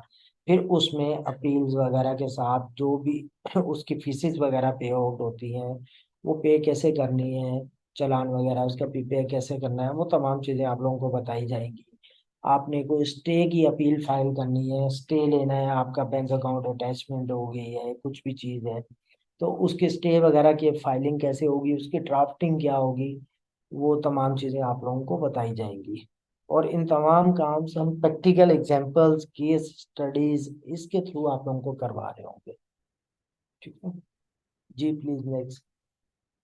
फिर हमारा लास्ट मॉड्यूल जो मैंने बताया था सेल टैक्स का। देखिए, डायरेक्ट टैक्सेस और इनडायरेक्ट टैक्सेस, ये इनडायरेक्ट टैक्सेस हैं हमारे। ठीक है, इसमें सेल टैक्स के मॉड्यूल में हम आप लोगों को बता रहे होंगे कि सेल टैक्स क्या क्या है, पाकिस्तान में मैकेनिज्म क्या है। देखिए प्रोवेंसीज के टैक्सेस अलग हैं, वो भी सेल टैक्स मूड है, और फेडरल का टैक्स अलग है, वो भी सेल टैक्स मूड है। तो गुड्स जितनी भी आती हैं, गुड्स का बिजनेस जितने भी हैं वो फेडरल में आते हैं। तो वहां पे फेडरल सेल टैक्स अप्लाई होता है, जो नॉर्मली जिसका रेट आप लोग भी सुनते होंगे 18% है, अभी पहले 17% था। और इसी तरह प्रोविंशियल सेल टैक्सेस हैं, जिसमें सिंध का एसआरबी कहलाता है, सिंध रेवेन्यू बोर्ड वो हैंडल करता है। तो एसआरबी एक सेपरेट सेल टैक्स है। पीआरए पंजाब का है, इसी तरह बीआरए बलोचिस्तान का है, के पीआरए खैबर पख्तूनख्वान का है। तो प्रोवेंसेस, चारों प्रोवेंसेस के अपने अपने सर्विसेज के जो सेल टैक्स हैं वो सेपरेट है, उनके रेट्स भी सेपरेट हैं, उनका लॉ भी, बैक बाय लॉ भी उनका सेपरेट है। तो उसकी डिटेल में आप लोगों को बताया जा रहा होगा कि फेडरल का सेल टैक्स क्या है, कहाँ पे एप्लीकेबल होगा, उसके स्केड्यूल्स कौन कौन से हैं, किस स्केड्यूल में कौन सी गुड्स आती हैं, कौन सी जीरो रेटेड है, कौन सी एग्जाम सप्लाईज हैं, किस पे चार्ज ऑफ सेल टैक्स होगा, तो वो किस रेट से होगा, 18% से होगा, 25% से होगा। तो जो भी उसके स्पेसिफिक रेट्स वगैरह हैं, उन तमाम चीज़ों के बारे में, वो फेडरल के सेल टैक्सेस हैं, उसके बारे में आप लोगों को डिटेल में बताया जाएगा। प्रोविंशियल सेल टैक्सेस के बारे में बताया जाएगा, और उसमें हम कोशिश करेंगे आप लोगों को इनकी रजिस्ट्रेशन वगैरह करना, किस तरह से रजिस्ट्रेशन होती है प्रोविंशियल्स की, और किस तरह से आप सेल टैक्स से रजिस्ट्रेशन करते हैं फेडरल की, वो भी बताएंगे। अच्छा, रजिस्ट्रेशन में भी अगर बिजनेस नेचर के हिसाब से वो डिफरेंट हो जाती है। लेट से अगर मैन्युफैक्चरिंग बिजनेस है तो उसकी रजिस्ट्रेशन प्रोसेस डिफरेंट है। एक आपका नॉर्मल ट्रेडिंग बिजनेस है गुड्स का, उसका रजिस्ट्रेशन प्रोसेस डिफरेंट है, डॉक्यूमेंट्स रिक्वायरमेंट उसकी डिफरेंट है। तो वो इंशाल्लाह हम कोशिश करेंगे वो इन डिटेल आप लोगों को तमाम रजिस्ट्रेशन प्रोसेस, और देन उसकी हैंडलिंग कि आप किस तरह से इन तमाम टैक्सेस को हैंडल करेंगे, उसके बारे में बताया जाएगा। और सेल टैक्स के जो रिटर्न्स होते हैं वो मंथली बेसिस पे फाइल आउट हो रहे होते हैं। Every month of 18th of the next month में आप प्रीवियस मंथ का सेल टैक्स रिटर्न लाजमी फाइल आउट करना होता है। तो उसको किस तरह से हम फाइल आउट करेंगे, उसमें कितने अनेक्जर्स होते हैं रिटर्न में, किस अनेक्जर्स में कौन सी इंफॉर्मेशन आपने इंसर्ट करनी है, तो उसके लाइव डेमो सेशंस के साथ हम आप लोगों को वो बता रहे होंगे। ठीक है, जिसमें प्रोविंशियल्स के सेल टैक्स रिटर्न अलग वे में फाइल आउट होते हैं, फेडरल के अलग वे में होते हैं। तो वो सारे बता रहे होंगे, वैट मैग्नीज्म वगैरह के बारे में बता रहे होंगे। फिर इसमें scope of tax on goods, यही फेडरल का जो भी मैं बता रहा था आप लोगों को, कि गुड्स के ऊपर जो सेल टैक्स होता है उसकी टैक्सेबिलिटी क्या होती है, उसमें रजिस्ट्रेशन वगैरह, इंपोर्टर की अगर रजिस्ट्रेशन करनी है तो वो क्या है, मैन्युफैक्चरर की अलग है, होलसेलर डिस्ट्रीब्यूटर रिटेलर वगैरह की अलग है। फिर कॉन्सेप्ट क्या है इसके अंदर, सेल टैक्स के अंदर एक्स्ट्रा टैक्स, फर्दर टैक्स भी होता है। तो उनका क्या कॉन्सेप्ट है, कहाँ पे एक्स्ट्रा टैक्स है, कहाँ पे फर्दर टैक्स है, किन गुड्स के ऊपर ये अप्लाई होता है, उसका रिटर्न में आपने किस तरह से उसको हैंडल करना है, ये हम तमाम चीजें डिटेल में बता रहे होंगे। फिर ये प्रोवेंशियल टैक्स जो है उसका स्कोप बता रहे होंगे। प्रोवेंशियल टैक्स सिर्फ सर्विसेज पे एप्लीकेबल होता है, मतलब कोई भी अगर आप सर्विसेज बिजनेस कैरीड आउट कर रहे हैं जिस प्रोवेंस में कर रहे हैं, तो वहाँ का प्रोवेंशियल टैक्स आप पे एप्लीकेबल होगा। और हर प्रोवेंस का अपना टैक्स एक्ट है अभी, तो उसी टैक्स एक्ट के मुताबिक आप लोग उसको उस सर्विस सेल टैक्स को लेके चल रहे होंगे। फिर सेल टैक्स में विद होल्डिंग टैक्स, और विद होल्डिंग टैक्स के बारे में आप लोगों को बताया जा रहा होगा कि कौन कौन विद होल्डिंग एजेंट होता है जिसको सेल टैक्स की विद होल्डिंग करनी होती है। इनकम टैक्स की विद होल्डिंग ये सेपरेट है, सेल टैक्स की विद होल्डिंग प्योरली सेपरेट है। तो दोनों में क्या डिफरेंस है, किस पे लाइबल है, ये तमाम चीजें बताई जा रही होंगी। फिर मेन चीज जो है सेल टैक्स के अंदर, वो इनपुट एंड आउटपुट है। मीन्स के इनपुट हम कहते हैं जो परचेज आ रही होती है बिजनेस में, उसके ऊपर जो सेल टैक्स लग रहा होता है वो इनपुट टैक्सेस होते हैं। और जो सेल हो रही होती है और उसके ऊपर जो सेल टैक्स लग रहा होता है वो आउटपुट टैक्स होता है। तो इन दोनों का क्या आपस में रिलेशन है, क्या मैकेनिज्म है, और इनपुट और आउटपुट के अंदर हम किस तरह से एडजस्टमेंट करते हैं, फेडरल के अंदर हमें क्या करना होता है, कहाँ पे हमें इनपुट की पूरी एडजस्टमेंट मिलती है, कहाँ पे हमें 10% की पेमेंट करनी होती है, उसका क्या प्रोसीजर है, वो तमाम हम डिटेल में इंशाल्लाह जब हम सेल टैक्स का पोर्शन कर रहे होंगे तो आप लोगों को डिटेल में बताएंगे।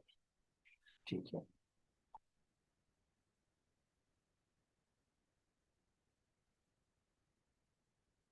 फिर जी सेल टैक्स रिकॉर्ड बहुत इंपॉर्टेंट है कि आप बिजनेस कैरिड आउट कर रहे हैं और सेल टैक्स में रजिस्टर्ड भी हैं, तो डेफिनेटली आपको फिर रिकॉर्ड भी कैप करना है अपने साथ, क्योंकि आपने मंथली सेल टैक्स रिटर्न भरने हैं। तो मंथली सेल टैक्स के लिए आपके पास रिकॉर्ड होगा तो आप monthly sale tax file out कर पाओगे ना। तो उसके लिए सेल टैक्स इनवाइस, आप जो भी गुड्स सेल आउट कर रहे हैं तो उसके लिए आप प्रॉपर एक सेल टैक्स इनवाइस का फॉर्मेट होगा, और हर कंसाइनमेंट के साथ वो सेल टैक्स इनवाइस इशू कर रहे होंगे। इसी तरह परचेज सेल का रजिस्टर्ड होगा, डेबिट क्रेडिट नोट्स जो कि एडजस्टमेंट के लिए यूज होते हैं उसका स्पेसिमम होगा, और किस तरह से वो कैरिड आउट होंगे। ये तमाम चीज़ों में फिर इस तमाम रिकॉर्ड को एक्सेल में आपने किस तरह से क्रिएट करना है। नॉर्मली तो आजकल बिजनेस में ये सॉफ्टवेयर वगैरह ईआरपी बेस्ड सॉफ्टवेयर जो यूज हो रहे होते हैं वहाँ पे ये टेम्पलेट ऑलरेडी क्रिएटेड होती हैं, लेकिन फिर भी अगर कहीं पे क्रिएटेड नहीं है या छोटे लेवल पे कोई बिजनेस कर रहा है तो वो एक्सेल के थ्रू भी ये तमाम चीज़ें मेंटेन कर सकता है। तो वो हम मेंटेन करना और उसका स्पेसिमम बनाना भी आप लोगों को पूरा बताएंगे। फिर रिक्वायरमेंट है procedure of sale tax, sale tax की रिक्वायरमेंट क्या है, प्रोसीजर क्या है। फिर अगेन वही बात आ गई कि फेडरल की अगर आपने सेल टैक्स की रजिस्ट्रेशन करनी है तो वो किस तरह से होगी, और कौन बंदा फेडरल में जाके रजिस्ट्रेशन करवा रहा होगा और कौन बंदा प्रोविंस में जाके रजिस्ट्रेशन करवा रहा होगा। लेट से एक एक बंदा है वो कैमरा इंस्टॉल करने की सर्विस दे रहा है, तो वो जस्ट सर्विस अगर दे रहा है तो वो डेफिनेटली उसको पता होना चाहिए कि मैंने अपनी रजिस्ट्रेशन अगर सेल टैक्स की करनी है तो मुझे प्रोविंस में जाके प्रोविंस सेल टैक्स में करनी है। और अगर एक बंदा वही कैमरा उस सेल आउट कर रहा है तो उसको ये पता होना चाहिए कि ये कैमरा एक गुड्स है, टेंजिबल गुड्स है, तो मेरी जो सेल टैक्स की रजिस्ट्रेशन होगी वो फेडरल में होगी। पहले भी मैंने बताया था गुड्स की सेल टैक्स रजिस्ट्रेशन फेडरल में होती है पर और सर्विसेज की सेल टैक्स रजिस्ट्रेशन प्रोवेंसीज में होती है। तो ये आप लोग जो भी बिजनेसमैन होंगे या आईटीपी होंगे उनको पता होना चाहिए कि मेरे पास ये केस आया तो इसको हैंडलिंग अगर सेल टैक्स की मैंने करनी तो कहाँ पे जाके होगी। फिर सेल टैक्स की ऑडिट असेसमेंट होती है। सेल टैक्स जिस तरह इनकम टैक्स का ऑडिट आता है इस तरह सेल टैक्स का ऑडिट आता है, असेसमेंट ऑर्डर आते हैं, नोटिस आता है, उसकी हैंडलिंग वगैरह किस तरह से होगी। और उसमें कोई ऑर्डर हो जाता है तो उसके अगेंस्ट अपील का प्रोसीजर क्या है, अपील आपने किस तरह करनी है। फिर sale tax return under federal and provincial tax law में manual calculation, online feeding of sale tax return of commercial importer, manufacturer, wholesale distributor, retailer, survey provider. पहले भी मैंने बताया कि हम तमाम सेल टैक्स रिटर्न बनाना आप लोगों को सिखा रहे होंगे और लाइव उसको बनाने में आप लोगों को डेमो भी दे रहे होंगे और आप लोगों को बता भी रहे होंगे कि किस तरह से आपने अपना monthly cell tax return file out करना है।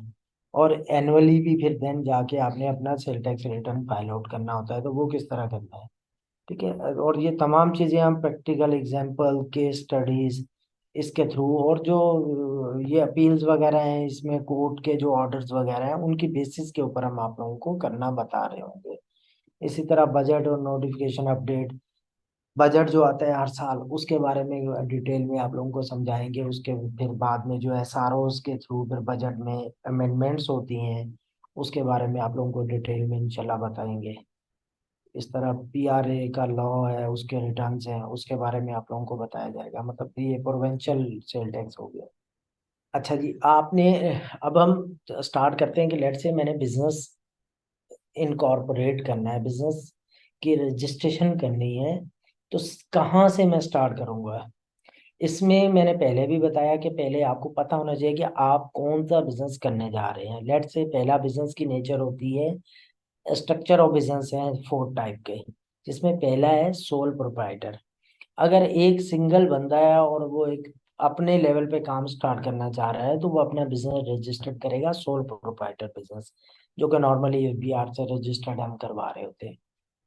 इस तरह से अगर एक से ज्यादा लोग हैं, 2 लोग हैं या 3 लोग हैं, वो मिलके कोई बिजनेस पार्टनरशिप में करना चाह रहे हैं तो फिर वो पार्टनरशिप बिजनेस होगा जिसको बाकायदा रजिस्ट्रार से रजिस्टर्ड करवा के देन एफबीआर से उसकी रजिस्ट्रेशन ली जाएगी, जिसको नॉर्मली एओपी बिजनेस हम बोलते हैं। फिर इसी तरह लिमिटेड लाइबिलिटी पार्टनरशिप होता है, फिर ये पहले भी मैंने बताया था, जिसमें लाइबिलिटी आपकी लिमिटेड हो जाती है, वो आपने पार्टनर एलएलपी किस तरह से आपने फॉर्म करनी है। और चौथा हमारा जो मोर रिनोड और ट्रस्टेबल बिजनेस है, वो कंपनी फॉर्मेशन और कंपनी रजिस्ट्रेशन है। कंपनी में अब तीन चार टाइप की आ जाती हैं कंपनी, जिसमें एसएमसी सिंगल मेंबर कंपनी होती है, प्राइवेट लिमिटेड कंपनी होती है, पब्लिक लिमिटेड कंपनी होती है। उनकी किस तरह से फॉर्मेशन होगी, और लेट से अगर आपके 20 या 30 40 लोग हैं और वो मिल के काम करना चाह रहे हैं, तो वो पार्टनरशिप में कवर नहीं होता। फिर उसके लिए आपको कंपनी की फॉर्मेशन की तरफ जाना पड़ता है, प्राइवेट लिमिटेड की तरफ। तो वो फिर प्राइवेट लिमिटेड कंपनी किस तरह से फॉर्म होगी, उसकी रिक्वायरमेंट क्या होगी, कंपनी एक्ट एक्ट जो है 1984, उसकी डिटेल क्या होगी, वो तमाम चीज़ें इसमें आप लोगों को बताई जाए। Yes. Form of business relevant law and governing bodies, ये मैं पहले भी साथ साथ बताता रहा हूँ कि कौन सा बिजनेस कौन सी गवर्निंग बॉडी उसको बैक कर रही होती है। सोल प्रोप्राइटर बिजनेस को नॉर्मली एफबीआर बैक बाय कर रहा होता है, एफबीआर से रजिस्टर्ड होता है, और उसकी ऑथेंटिकेशन एफबीआर ही होती है। देन पार्टनरशिप बिजनेस है, तो उसको पार्टनरशिप एक्ट है हमारा 1932 का, अभी तक वही इम्प्लीमेंट है पाकिस्तान में, और उसी एक्ट के थ्रू हम पार्टनरशिप बिजनेस को रजिस्टर्ड करते हैं, और रजिस्ट्रार ऑफ द फर्म से वो रजिस्टर्ड होता है। तो उसको बैक बाय पार्टनरशिप एक्ट 1932 होता है। देन एलएलपी होती है, एलएलपी एक्ट है हमारा 2017 का, जो कि बैक बाय एससीसीपी है, security exchange of commission Pakistan, तो वो बैक बाय है। देन कंपनी है, जो कि private limited public limited companies होती हैं, तो वो कंपनी एक्ट है हमारा 2017 का, वो बैक बाय है। तो ये चार बिजनेस है, चारों की बिजनेस की गवर्निंग बॉडी जो है ना, उनके एक्ट जो है वो यही है। ऑपरेशनल एक्टिविटी, आप कोई भी बिजनेस कैरीड आउट करते हैं तो नॉर्मली कौन कौन सी एक्टिविटीज कर रहे होते हैं। परचेज कर रहे होते हैं, हम सेल कर रहे होते हैं, एक्सपेंसेस कर रहे होते हैं, फिर एक्सपेंसेस में यूटिलिटी एक्सपेंसेस होते हैं, सैलरीज रेंट एक्सपेंसेस वगैरह होते हैं। अब ये डिटेल में आगे आ जाते हैं, कौन सा एक्सपेंस कहाँ पे क्लब हो रहा होता है, तो वो जब हम डिटेल में पीएनएल वगैरह बनाते हैं, तो वहाँ पे हमें वो अकाउंटिंग वाला जो हमारा चैप्टर होंगे, वहाँ पे ये डिटेल में समझ आ रही होगी। तो परचेजेस और सेल एक्सपेंसेस, सेल में से एक्सपेंसिव परचेजेस माइनस करें तो हमारे प्रॉफिट्स आ जाते हैं। ग्रॉस प्रॉफिट क्या होता है, नेट प्रॉफिट बिफोर टैक्स और आफ्टर टैक्स क्या होता है। तो ये तमाम हमारा ऑपरेशनल एक्टिविटी का पार्ट है। प्रोसेस क्या है हमारा, इनकॉर्पोरेशन होता है, देन हमारा ऑपरेशनल एक्टिविटी होता है, और लास्ट में जो है ना टैक्स आता है। ठीक है, मतलब टैक्स फाइलिंग वगैरह जो है, आपने जो भी नेट प्रॉफिट वगैरह अर्न किया उसके ऊपर टैक्स की फाइलिंग। यस। टैक्सेशन में हमारे दो तरह के टैक्स होते हैं, direct and indirect taxes. Pakistan में माशाल्लाह डायरेक्ट टैक्सेस बहुत है। इनकम टैक्स जो है हमारा डायरेक्ट टैक्सेस है, और सेल टैक्स मूड जो है वो हमारा इनडायरेक्ट टैक्सेस है।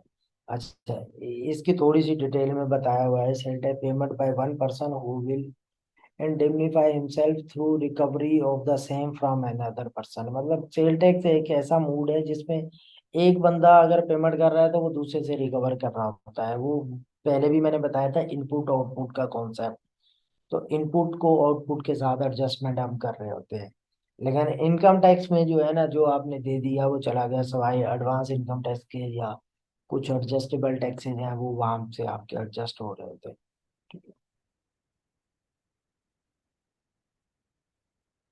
फिर इनकम टैक्स जो है, इसके लिए हमारे पास जो है ना इनकम टैक्स ऑर्डिनेंस 2001 इम्प्लीमेंटेड है, पहले भी मैंने बताया था। और इनकम टैक्स रूल 2002 इम्प्लीमेंटेड है पाकिस्तान में। अच्छा, इनकम टैक्स ऑर्डिनेंस 2001 के 242 सेक्शंस हैं, और टोटल 14 स्केजुअल है इनकम टैक्स ऑर्डिनेंस के।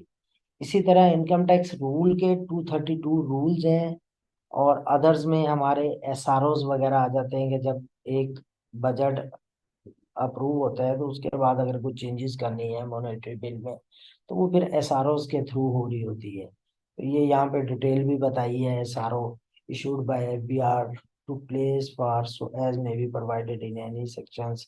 सर्कुलर्स वगैरह एफडीआर इशू करता है अपने स्टाफ्स वगैरह की नॉलेज के लिए या उनको डायरेक्शंस वगैरह के लिए, और guidance to income tax authorities when proceeding under the ordinance, the CIR or any taxation officer may be assisted, guided or instructed by any tax authority to whom he is subordinate or person authorized by FBR. वो भी same, उसकी भी binding same ही होती है। Sale tax जो है उसके दो ही मोड हैं, पहले मैंने बताया था। सेल टैक्स ऑन गुड्स जो कि फेडरल डील करता है, और सेल टैक्स ऑन सर्विसेज जो कि प्रोविंसेस डील करते हैं। तो जो भी टेंजिबल चीजें होंगी वो सारे फेडरल में जाएंगे, और जो इंटेंजिबल चीजें होंगी उनके ऊपर सेल टैक्स लग रहा होगा वो सारा आपका प्रोविंसेस में जाएगा, उसको हम सर्विसेज बोलते हैं। सेल टैक्स ऑन गुड्स जो है उसके लिए हमारा एक्ट 1990 एप्लीकेबल है, और रूल्स 2006 जो है वो उसके प्रोसीजर। अच्छा, मैंने थोड़ा सा ये बताना आप लोगों को भूल गया, रूल में और एक्ट में क्या डिफरेंस है।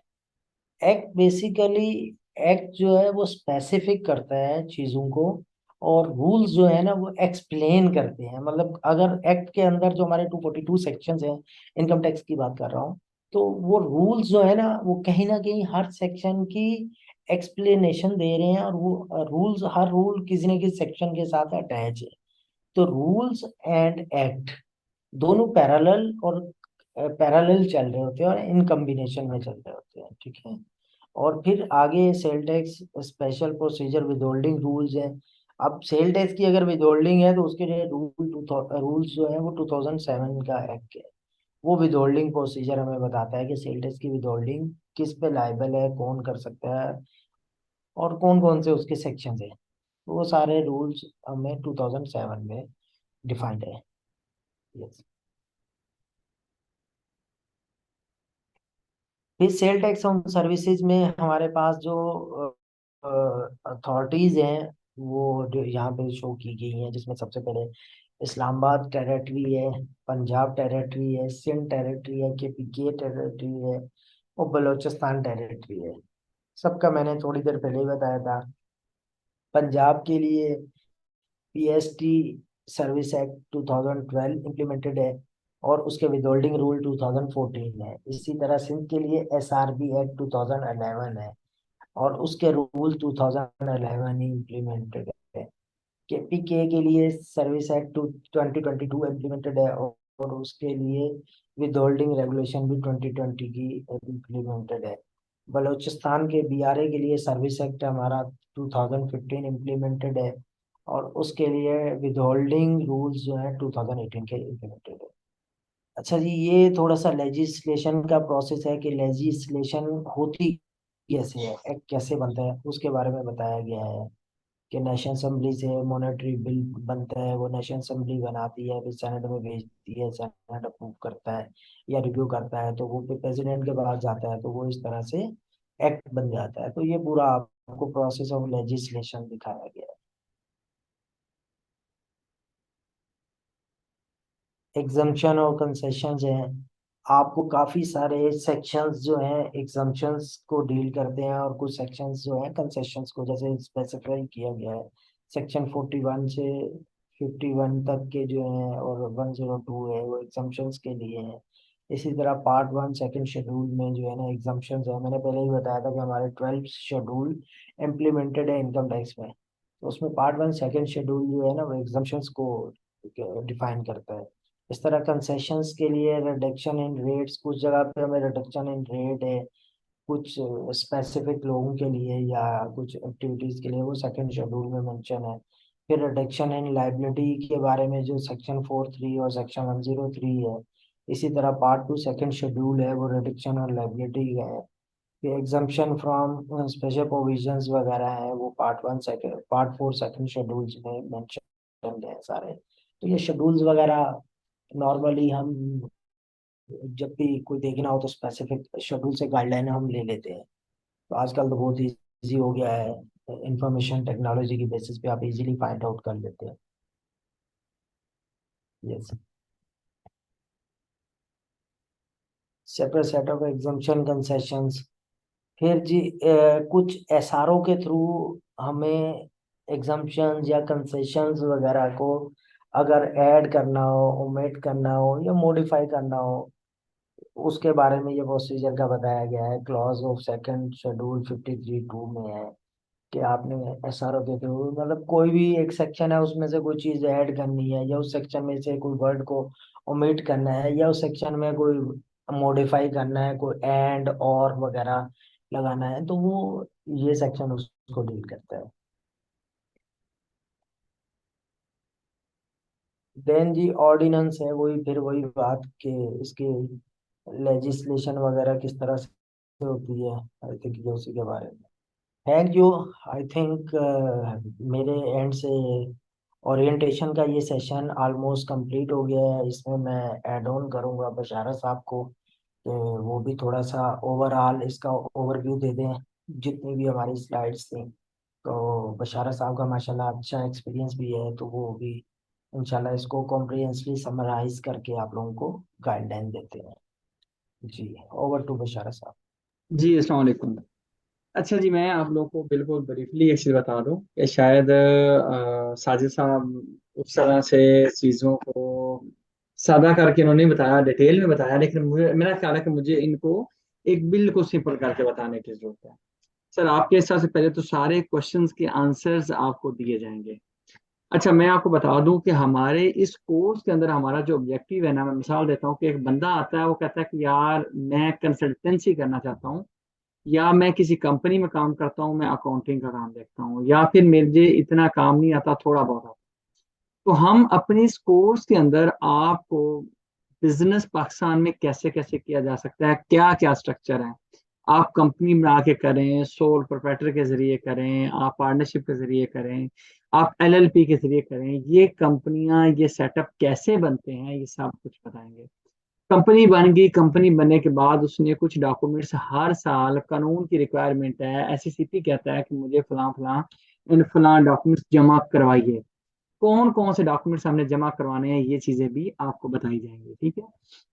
देन कंपनी अगर बन गई है, उसमें डायरेक्टर का चेंज करना है, उसमें ऑडिटर लगाना है, उसमें चीफ एग्जेक्टिव लगाना है, किसी को हटाना है, तो ये सारी चीजें भी डिस्कस की जाएंगी, ठीक है। देन अगले लम्हे में हम आपको ये बताएंगे कि जब ये बिजनेस सेटअप हो गए, तो अब हमें ये है कि हमारे बिजनेस की थोड़ी सी और वर्थ बन जाए, तो हम इसको चैम्बर ऑफ कॉमर्स वगैरह के साथ रजिस्टर करते हैं, जिससे अगर हमें कोई फॉरेन का वीज़ा लेना है तो बड़ा जल्दी प्रोसेस हो जाता है, और चैम्बर ऑफ कॉमर्स आपको काफ़ी हद तक फैसिलिटेट करता है, आपको कुछ कंसेशंस भी मिल जाती हैं वीज़ा वगैरह के सिलसिले में। कुछ लोकल आपके कोई इंस्टीट्यूशन लाइक होटल्स, आपके लेबोरेटरीज, आपके डिफरेंट ग्रोसरी स्टोर्स होते हैं, वहाँ पे चैम्बर ऑफ कॉमर्स के एमओयूज होते हैं, तो आपको कुछ डिस्काउंट्स भी मिल जाते हैं, ठीक है। तो वो चीज़ें बताएंगे। अब आपको ये है कि हमारी कंपनी की मजीद वर्थ बने और हम इसका कोई लोगो वगैरह बना के उसको रजिस्टर्ड करवा लें, ताकि हमारा कोई लोगो कल को यूज ना कर सके, वो भी बताएंगे। अब अदारा बन गया, अब इस अदारे ने कौन कौन से डॉक्यूमेंट्स मेंटेन करने हैं, वो आपको बता दिए।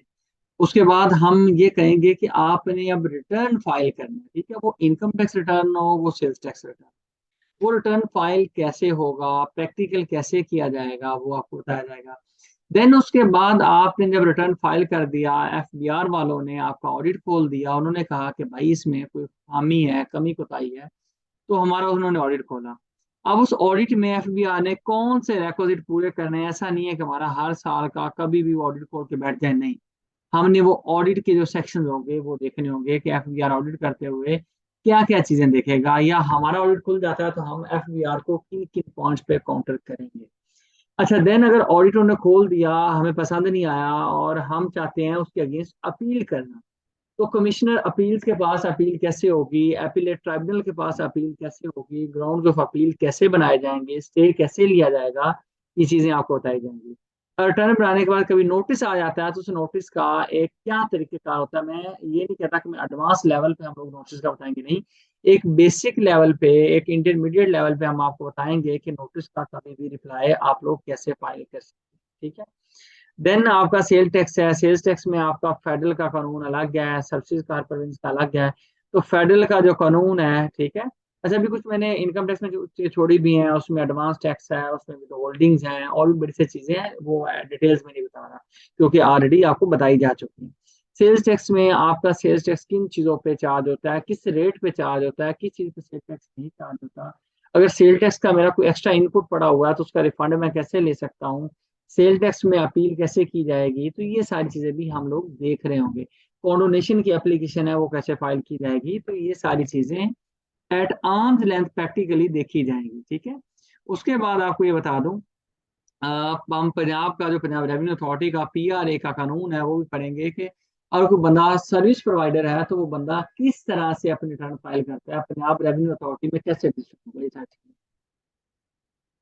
बना सकते। जी जी, आप बिल्कुल सही नदीम साहब, आप रिटर्न भी फाइल कर सकेंगे, बना भी सकेंगे, सब कुछ इंशाल्लाह आपको प्रैक्टिकली सिखाया जाएगा। हर क्लास के एंड पे आपको अगले दिन उसकी पोर्टल पे रिकॉर्डिंग भी प्रोवाइड की जाएगी, ठीक है। और रिकॉर्डिंग्स आपकी प्रॉपर्टी होती हैं जो कि आप 6 माह तक उसको यूज कर सकते हैं। जब कोर्स आपका स्टार्ट होता है, 4 माह का कोर्स होता है, 2 माह हम आपको एक्सटेंसिव रिकॉर्डिंग भी देते हैं, उसके साथ साथ आपको एट द एंड हम सर्टिफिकेट भी देते हैं, ठीक है। और इसके साथ साथ जो लोग B com, I com, M B A, BBA, BS management sciences, law वगैरह किया होता है और वो कहते हैं कि हमने आईटी भी लेना है, तो कॉलेज की तरफ से कमिटमेंट है कि ये लोग आपको उसकी जो एप्लीकेशन बनाना, एक्सपीरियंस लेटर देना, तो वो सारे रेक्विजिट आपको पूरे करके देते हैं। हाँ, एप्लीकेशन सबमिट आपने खुद करनी होती है, ठीक है। हाँ, कॉलेज आपको रहनुमाई जरूर कर देता है, ठीक है। उसके अलावा आप ये देख लीजिए कि यहाँ पे जितनी भी चीजें हैं, अगर कोई बंदा आप लोगों में से टेक्स्ट को समझ गया, कुछ कमेंट्स आए हुए हैं जिससे मुझे ऐसे बज़ाहिरी तौर पे ये लगता है कि आप लोगों में से कुछ लोग नहीं, काफी लोग प्रैक्टिसिंग हैं। तो जो चीजें बताई गई हैं मिसाल के तौर पे, वो विद होल्डिंग हो, वो एडवांस टैक्स हो, वो अपील हो, वो आपका रिफंड का केस हो, ये सारी चीजें जब आपको एट आर्म लेंथ सिखाई जाएंगी तो ये वो चीजें हैं। मेरा ख्याल है कि ये कोर्स आपके लिए एक गोल्डन अपॉर्चुनिटी है कि आप अपनी स्किल्स को पॉलिश कर सकें। टैक्सेशन एंड कॉर्पोरेट के केसेस में आपको पता है कि यही एक ईरा है, और ये वो कम टैब फील्ड है जिसमें लोग कम जाते हैं, लेकिन इसमें हाई रिवॉर्डिंग फील्ड है। ईमन के मतलब मेरा भाई 2-4 दिन मेरे साथ बैठा है तो उसने कहा यार सिविल क्रिमिनल में विशाल भाई क्या रखा है, मैं इस तरफ आता हूँ। मैंने कहा हाँ जी, आप आ जाइए। तो ये फील्ड एक ऐसी फील्ड है जिसमें आपको इंशाल्लाह काफी फायदा होगा, ठीक है। एनजीओ वगैरह की रिटर्न फाइल कर सकते हैं। जी, एनजीओ वगैरह की हम बेसिकली आपको कंपनी की रिटर्न फाइल करना सिखा देंगे। जब आपको कंपनी की रिटर्न फाइल करना आ जाएगी तो उसमें एनजीओ की जो रिटर्न है उसमें भी वो कंपनी की बेस पे ही तकरीबन बन रही होती है, उसमें थोड़ा बहुत प्लस माइनस होगा। बाकी बिल्कुल आपको मैं वसूख से कह सकता हूँ कि कंपनी की रिटर्न, कॉर्पोरेट रिटर्न भी बनानी आ जाएगी। तो अब हम, मेरा ख्याल है, क्वेश्चन आंसर पे जाते हैं। सारे लोग अपने हैंड रेज कर लीजिए, जिस बंदे का जो भी क्वेश्चन होगा, I shall be answering you all, ठीक है। तो मुझे काइंडली जो भी क्वेश्चन आप पूछ सकते हैं। जी सनी नदीम साहब, सर मैं आपको अर्ज कर चुका हूँ कि आप एनटीएन बना सकेंगे, रिटर्न फाइल भी कर सकेंगे, ठीक है। एनटीएन तो 2 मिनट का काम है सर। जी, कोई भी क्वेश्चन है प्लीज पूछिए। अच्छा सर, मैं ये पूछना चाह रहा था, आपने कहा इंटेलेक्चुअल प्रॉपर्टी ना, जी जी। उसको आप रिप्रेजेंट कर रहे थे आईपीओ से। जी आईपीओ इज जी सेम एज अ एसईसीपी, तो IPO sir. Stands for? Sir मैं आईपीओ इंटेलेक्चुअल प्रॉपर्टी ऑर्गेनाइजेशन, मैं उस कॉन्टेक्स्ट में ले रहा हूँ। मैं माशाल्लाह, मेरा ख्याल है कि आप सीडीसी से बिलोंग करते हैं, आपके नाम के साथ भी आ रहा है। तो जो आईपीओ जिस सेंस में आप यूज कर रहे हैं, इनिशियल पब्लिक ऑफरिंग, जो कंपनियां फर्स्ट टाइम अपने शेयर्स को लिस्ट करवाने के लिए प्रोसीड करती हैं, तो हम उसकी बात नहीं कर रहे हैं सर। हम बात कर रहे हैं ट्रेडमार्क वगैरह की, ठीक है सर। ठीक है, प्रॉपर्टी ऑफ ऑर्गेनाइजेशन की आप बात करें, सिंपल, जो जी जी ट्रेडमार्क को डील करेगी। जी जी सर, जी सर, ठीक है। चलो, थैंक यू। Thank you. अस्सलाम अच्छा जी, वालेकुम। वालेकुम सलाम जी। जी, अब्दुलरहमान बात कर रहा हूँ। अच्छा, जी मुझे अब्दुल सर। ये मालूम करना है कि सिंध में जैसे जी, हम कोई सेल टैक्स सर्विसेज पे फाइल करते हैं, ठीक है, ठीक है, इनवॉइस इनवॉइस करते हैं, तो उसमें ठीक है, हमने देखा प्रैक्टिस में कि विद होल्ड 20% यानी फेडरल भी कर रहा होता है ठीक है, या कंपनी की तरफ से। ठीक है। तो ये क्यों होता है? आपने तो कहा कि सर सेल टैक्स सर्विस का जो है वो प्रोविंशियल है सिर्फ, सर लेकिन सर फेडरल क्यों विदहोल्ड करता है? सर, ये वाली जो सारी चीजें हैं, जब आपका रेलिवेंट टॉपिक आएगा ना, इंशाल्लाह आपको सारी डिटेल से बताई जाएगी, आप बेफिक्र रहिए, ठीक है। ये चीजें उस वक्त आप हक बजाने भी होंगे। आप बिल्कुल पूछिएगा। अभी ये प्री क्वेश्चन है, बाकी लोग भी इससे डिस्ट्रैक्ट होंगे, मसला नहीं है हाँ बताने में, लेकिन अभी नहीं, आपको बताया हाँ जरूर जाएगा। I assure you, I guarantee you कि चीजें आगे करवाई जाएंगी, ठीक है। ठीक है, थैंक यू। Thank you. अच्छा जी, एक क्वेश्चन है जी सर, मैं एलएलबी स्टूडेंट हूँ, ये कोर्स करके अगर प्रॉपर्टी ओनरशिप पर एक फर्म खोलना चाहूँ तो किस तरह की सर्विस मैं प्रोवाइड कर सकता हूँ? उसके साथ साथ अगर आप काइंडली थोड़ा ये भी बता दें कि अगर यूएस एंड यूके का कोर्स कर लूँ तो क्या एलएलसी या कंपनी रजिस्ट्रेशन की सर्विसेज दे सकते हैं? मेरे भाई हैदर साहब, आप पहले तो ये कहूंगा कि आप कहते हैं कि ये कोर्स कर लूँ तो मुझे फायदा क्या है या मैं सर्विस दे सकता हूँ। सर, आप किसी को कंपनी बना के दे सकते हैं, कंपनी का रिटर्न खोल के दे सकते हैं, उसको फॉर्म रजिस्टर करके दे सकते हैं, ट्रेडमार्क, चैम्बर ऑफ कॉमर्स, ये सारी सर्विसेज ही हैं जो आप दे सकते हैं। आपका भले एलएलबी नहीं भी हुआ तो ये सर्विसेज आप दे सकते हो, ठीक है, नंबर वन। नंबर टू पे अगर यूएस या यूके का कोर्स लेते हो तो सर आप वो यूके की या यूएस की सर्विस दे सकते हो। मैं तो रिकमेंड करूंगा फिर यूएस के बजाय, मतलब यूके के बजाय यूएस का कोर्स ले लें। आप दोनों सर्विसेज देना चाहते हैं दोनों ले लें, वो तो मुझे तो नहीं मसला, जो आपने लेना है आप उस तरफ अपना इंटरेस्ट देखिए।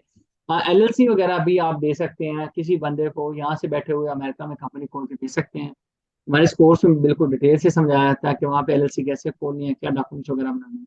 यहाँ पे एक चीज मिसिंग है जो कि शायद साजिद साहब नहीं बता सके। हमारा एक अपना पोर्टल है आयरस का, जो कि 20 दिन तक लाइव हो जाएगा, ठीक है। उस पर भी मतलब बड़ी फास्ट पेस पे काम किया जा रहा है।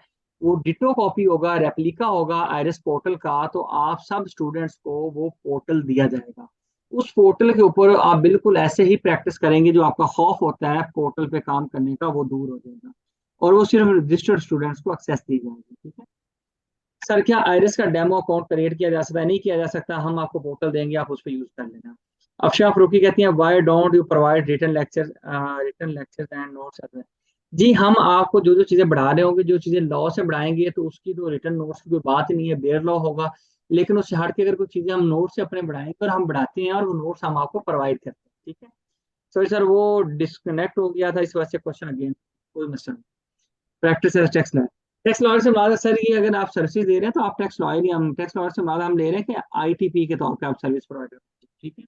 तो फिर आप आईटीपी को नॉर्मली आप कह लें कि टैक्स एडवाइजर ही बोला है। One experience certificate required from ITP registration institute.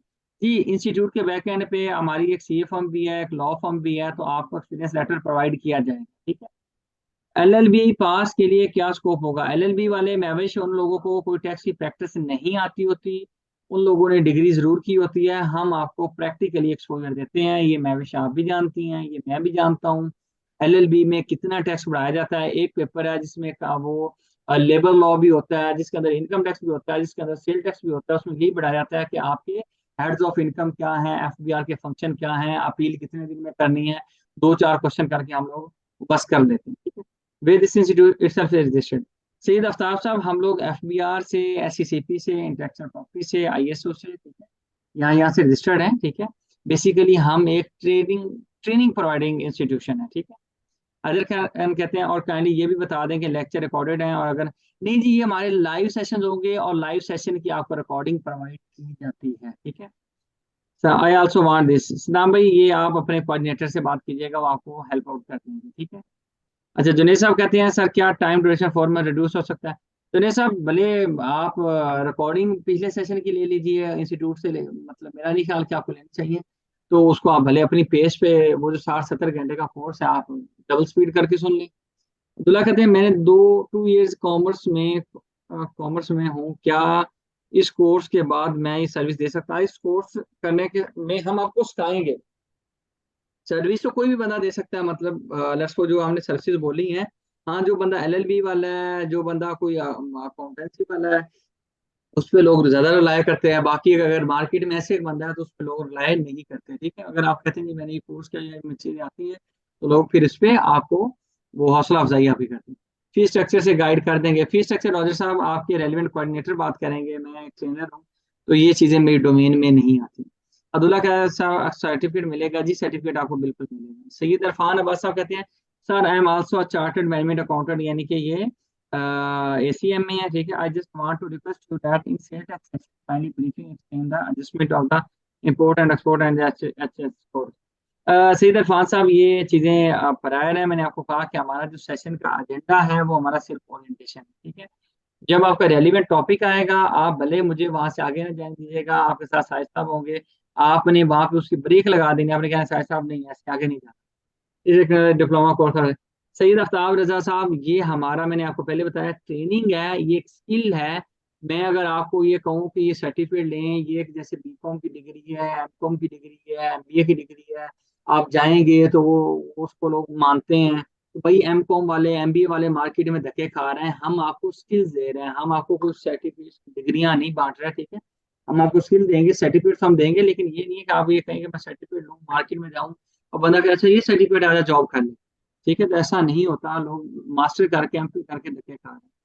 अच्छा रुकिए, can we use and practice your demi airs portal on Android phone as well. जी हम आपको एक आईडी दे देंगे, आप लैपटॉप पे यूज करें, आप मोबाइल पे यूज करें, आपकी मर्जी है। Can ITP help in membership और टैक्स बार। जी आसिफ साहब, अगर आप आईटीपी ले लेते हैं तो आप टैक्स बार एसोसिएशन की मेंबरशिप आपको मिल जाती है। लाइबा कहती है where will this certificate count kindly tell. जी आपका ये एक सीवी में वैल्यू एडिशन है, ठीक है। उसके बाद आपकी स्किल्स में ये आपकी एडिशन है, ठीक है, तो ये आप कर सकते हैं। महविश कहती हैं sir I did B com M B H R and L L B with high court licence, it will be beneficial for मी।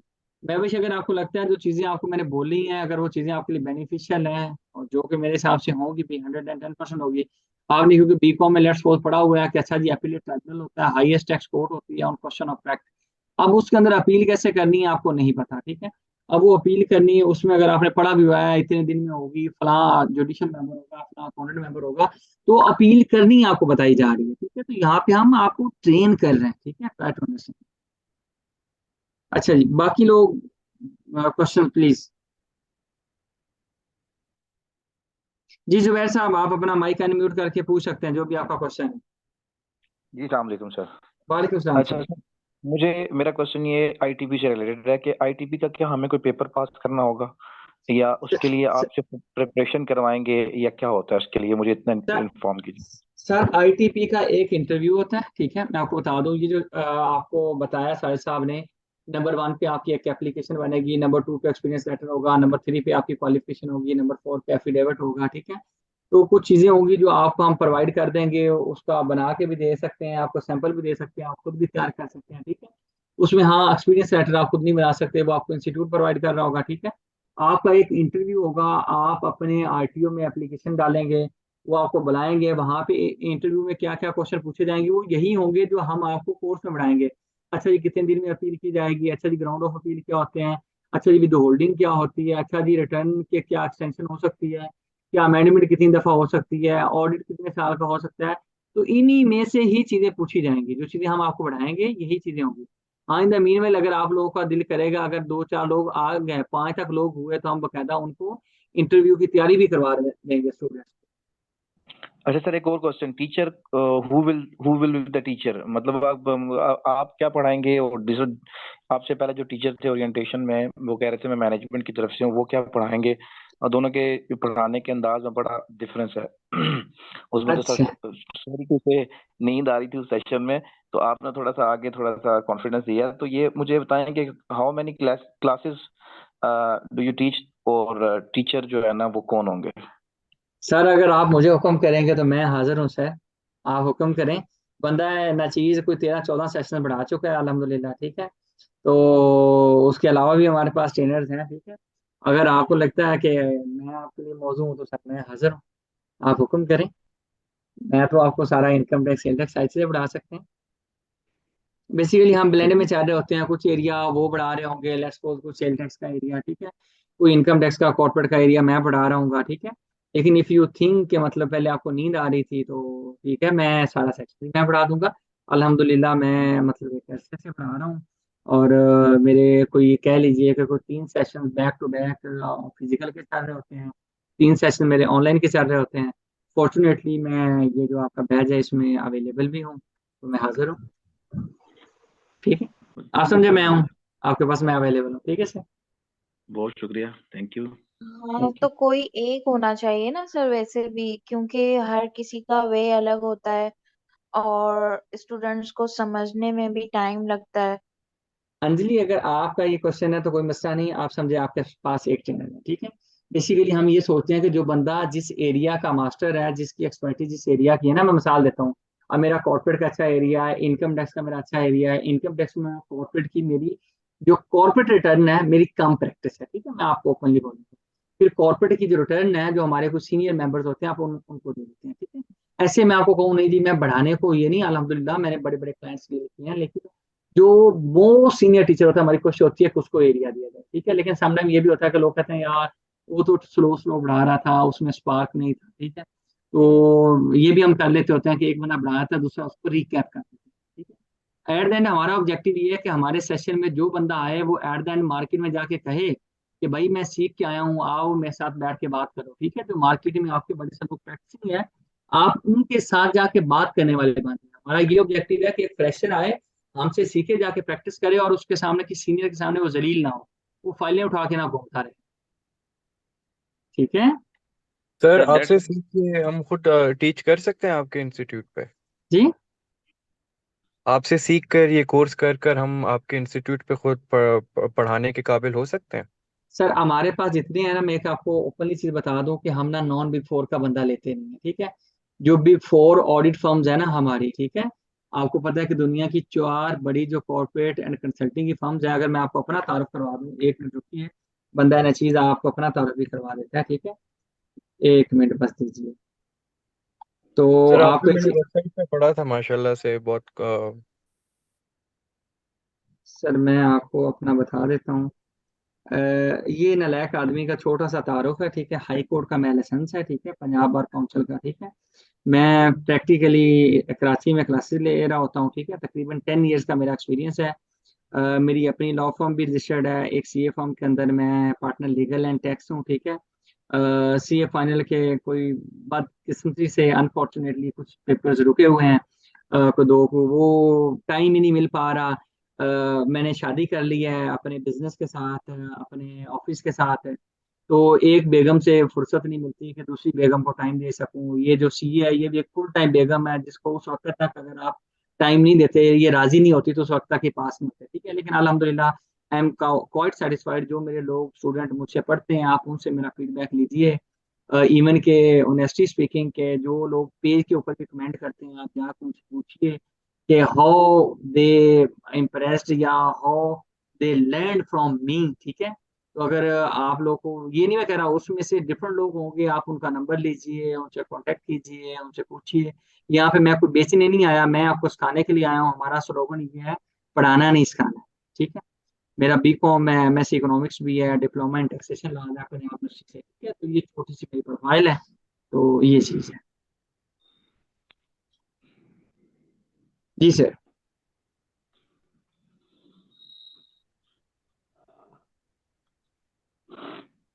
अच्छा, इसमें वो जो साहब पूछ रहे थे बढ़ाने वाले, सर अगर आपको लगेगा और मतलब मैं बढ़ा सकता हूँ, तो हम आपको अपॉर्चुनिटी दे सकते हैं, लेकिन डेमो के बेस पे। और इसमें आप ये कह लीजिए कि हमारा असल ऑब्जेक्टिव ये होता है कि हम बिग फोर के अलावा बंदा लेते नहीं। हमारे पास जितने भी ट्रेनर्स हैं, ठीक है, सारे के सारे बिग फोर से ट्रेंड है, बिग फोर जो ऑडिट फर्म्स हैं। Can everyone any sir everyone. जी वसीम बलोच साहब, बस सर 1 मिनट जी। वसीम बलोच साहब, बात यह है कि एवरीवन वो बंदा जो एनरोल्ड है वो हमारा सेशन बिल्कुल अटेंड कर सकता है। फिजिकल में एनरोल्ड है तो फिजिकल का अटेंड करेगा, ऑनलाइन में एनरोल्ड है तो ऑनलाइन में, ठीक है। एहसन भाई कहते हैं जी, बहुत शुक्रिया एहसन भाई, थैंक यू। सर अच्छा, मेरा एक क्वेश्चन ये भी है आपसे। हम जिस तरह बिजनेसमैन है ना, ठीक है, जी सर। हम न्यू वर्ल्ड के साथ बिजनेस स्टार्ट कर रहे हैं, मिसाल जितने भी हैं न्यू टेक्टिक्स या न्यू चीजें। अब जी इसमें अगर हमें एक separate after our course completion हमें जी सर। सेपरेटली कोई आप कोई गाइडेंस चाहिए, कोई चीज चाहिए डायरेक्टली, मिसाल के तौर पे मैं एक कंसल्टेंट एज अ कंसल्टेंट हूँ एक बाहर ठीक। फर्म का, के ठीक है बारे में कुछ क्वेश्चंस पूछना चाहूँ तो फिर किस तरह राब्ता हम कर सकते हैं, थोड़ा सा वो गाइड कीजिएगा। सर, आपका और मेरा एक व्हाट्सएप ग्रुप होगा, ठीक है।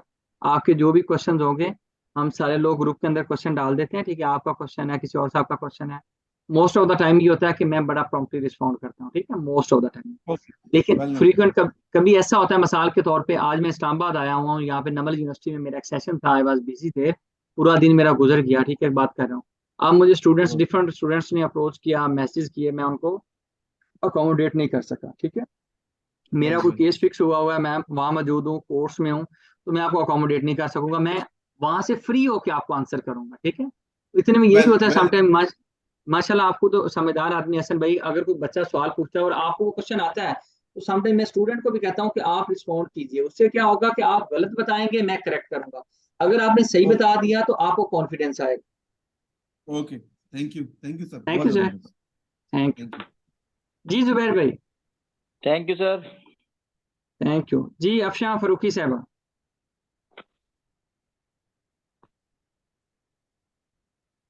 भाई साहब या साहिबा जो भी हैं, यू आर ओपन, ठीक है, please you can ask question. Hello, can you hear me? Yes I do listen you. Sir, I need to ask a question. I've been LLM and I had tax and corporate laws as optional subjects in my LLM. But the teaching was so poor that we were not able to, complete our income tax course in time. Uh, so that I mean, ended me up with a little knowledge of taxation. Now I want to switch to income tax practice. Like I want to be employed by some firms who like chartered accountants who need lawyers. So after the completion of this course, I've got one book that's called Synopsis of Taxation. I've just bought it, and I've got lots of books on corporate law. So do you think, with the help of this course and those books, will I be able to reach the level where I will be, hired by those chartered accountants?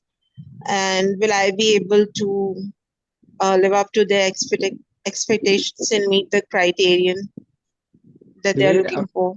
dear Afshan, firstly, I want to let you know that if you attend this course, you shall be in a position you can clear the interview of any CA or law firms at the first instance.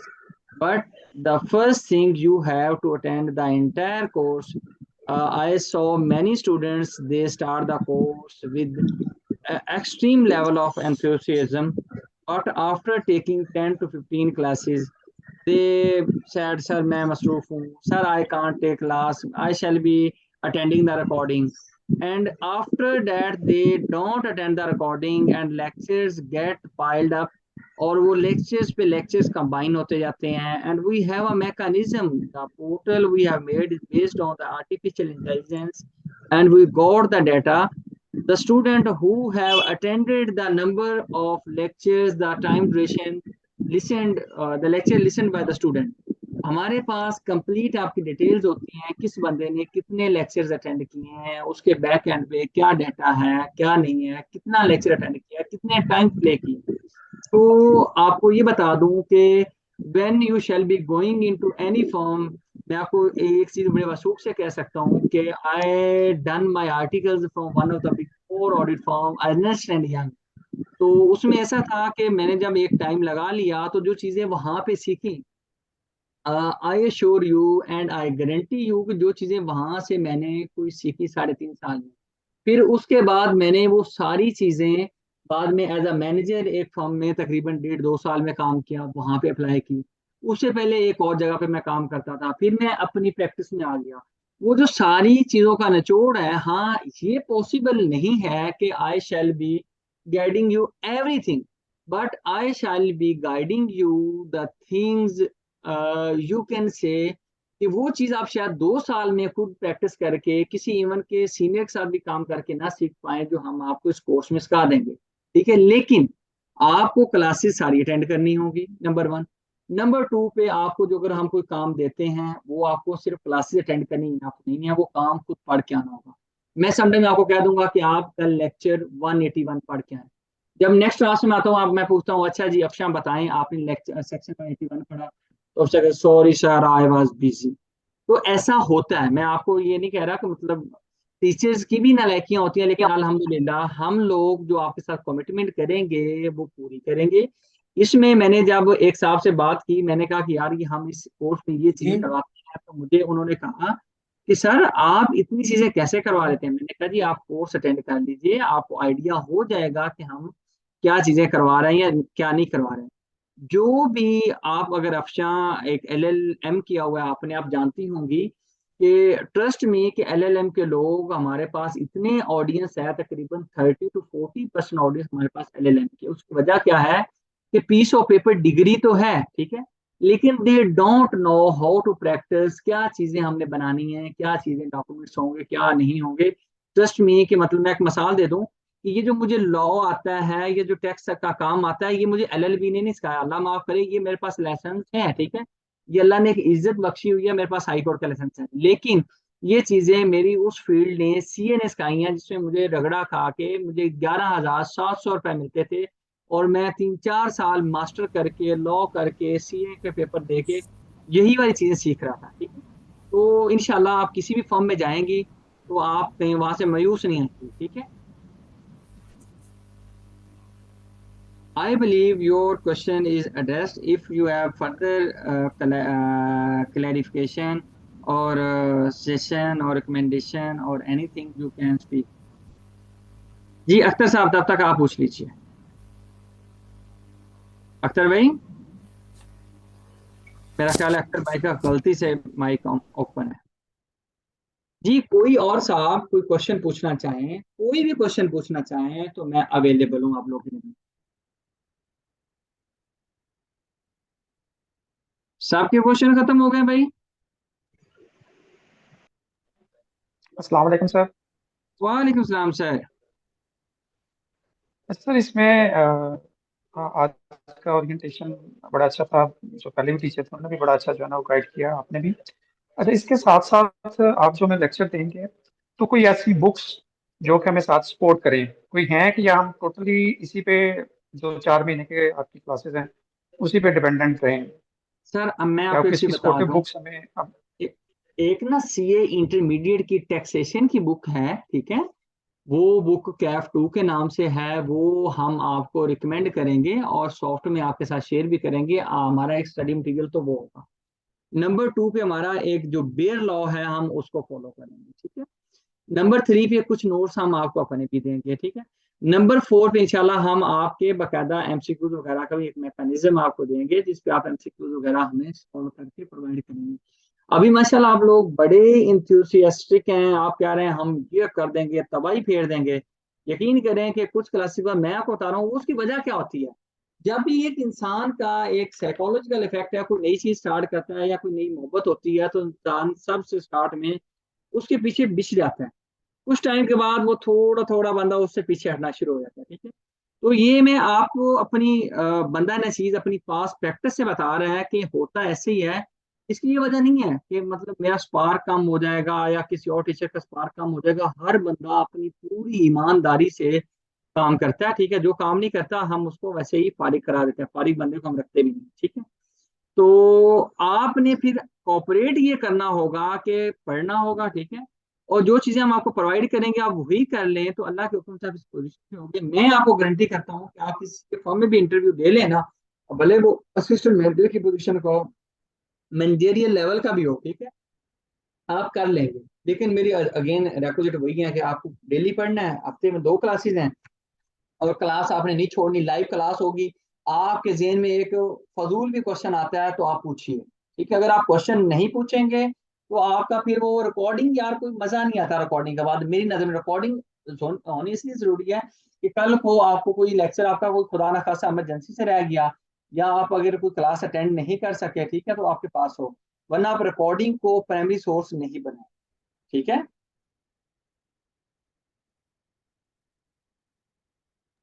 ठीक होगा sir. तो दूसरा ये है कि जो schedule हमें बताया गया था वो सैटरडे संडे का था, तो आज तो मंडे है, तो इसमें ऑनलाइन में ज्यादातर क्लासेस किस टाइम पे हुआ करेंगी, सर मेरा ख्याल है कि क्योंकि ये जो जॉब करने वाले।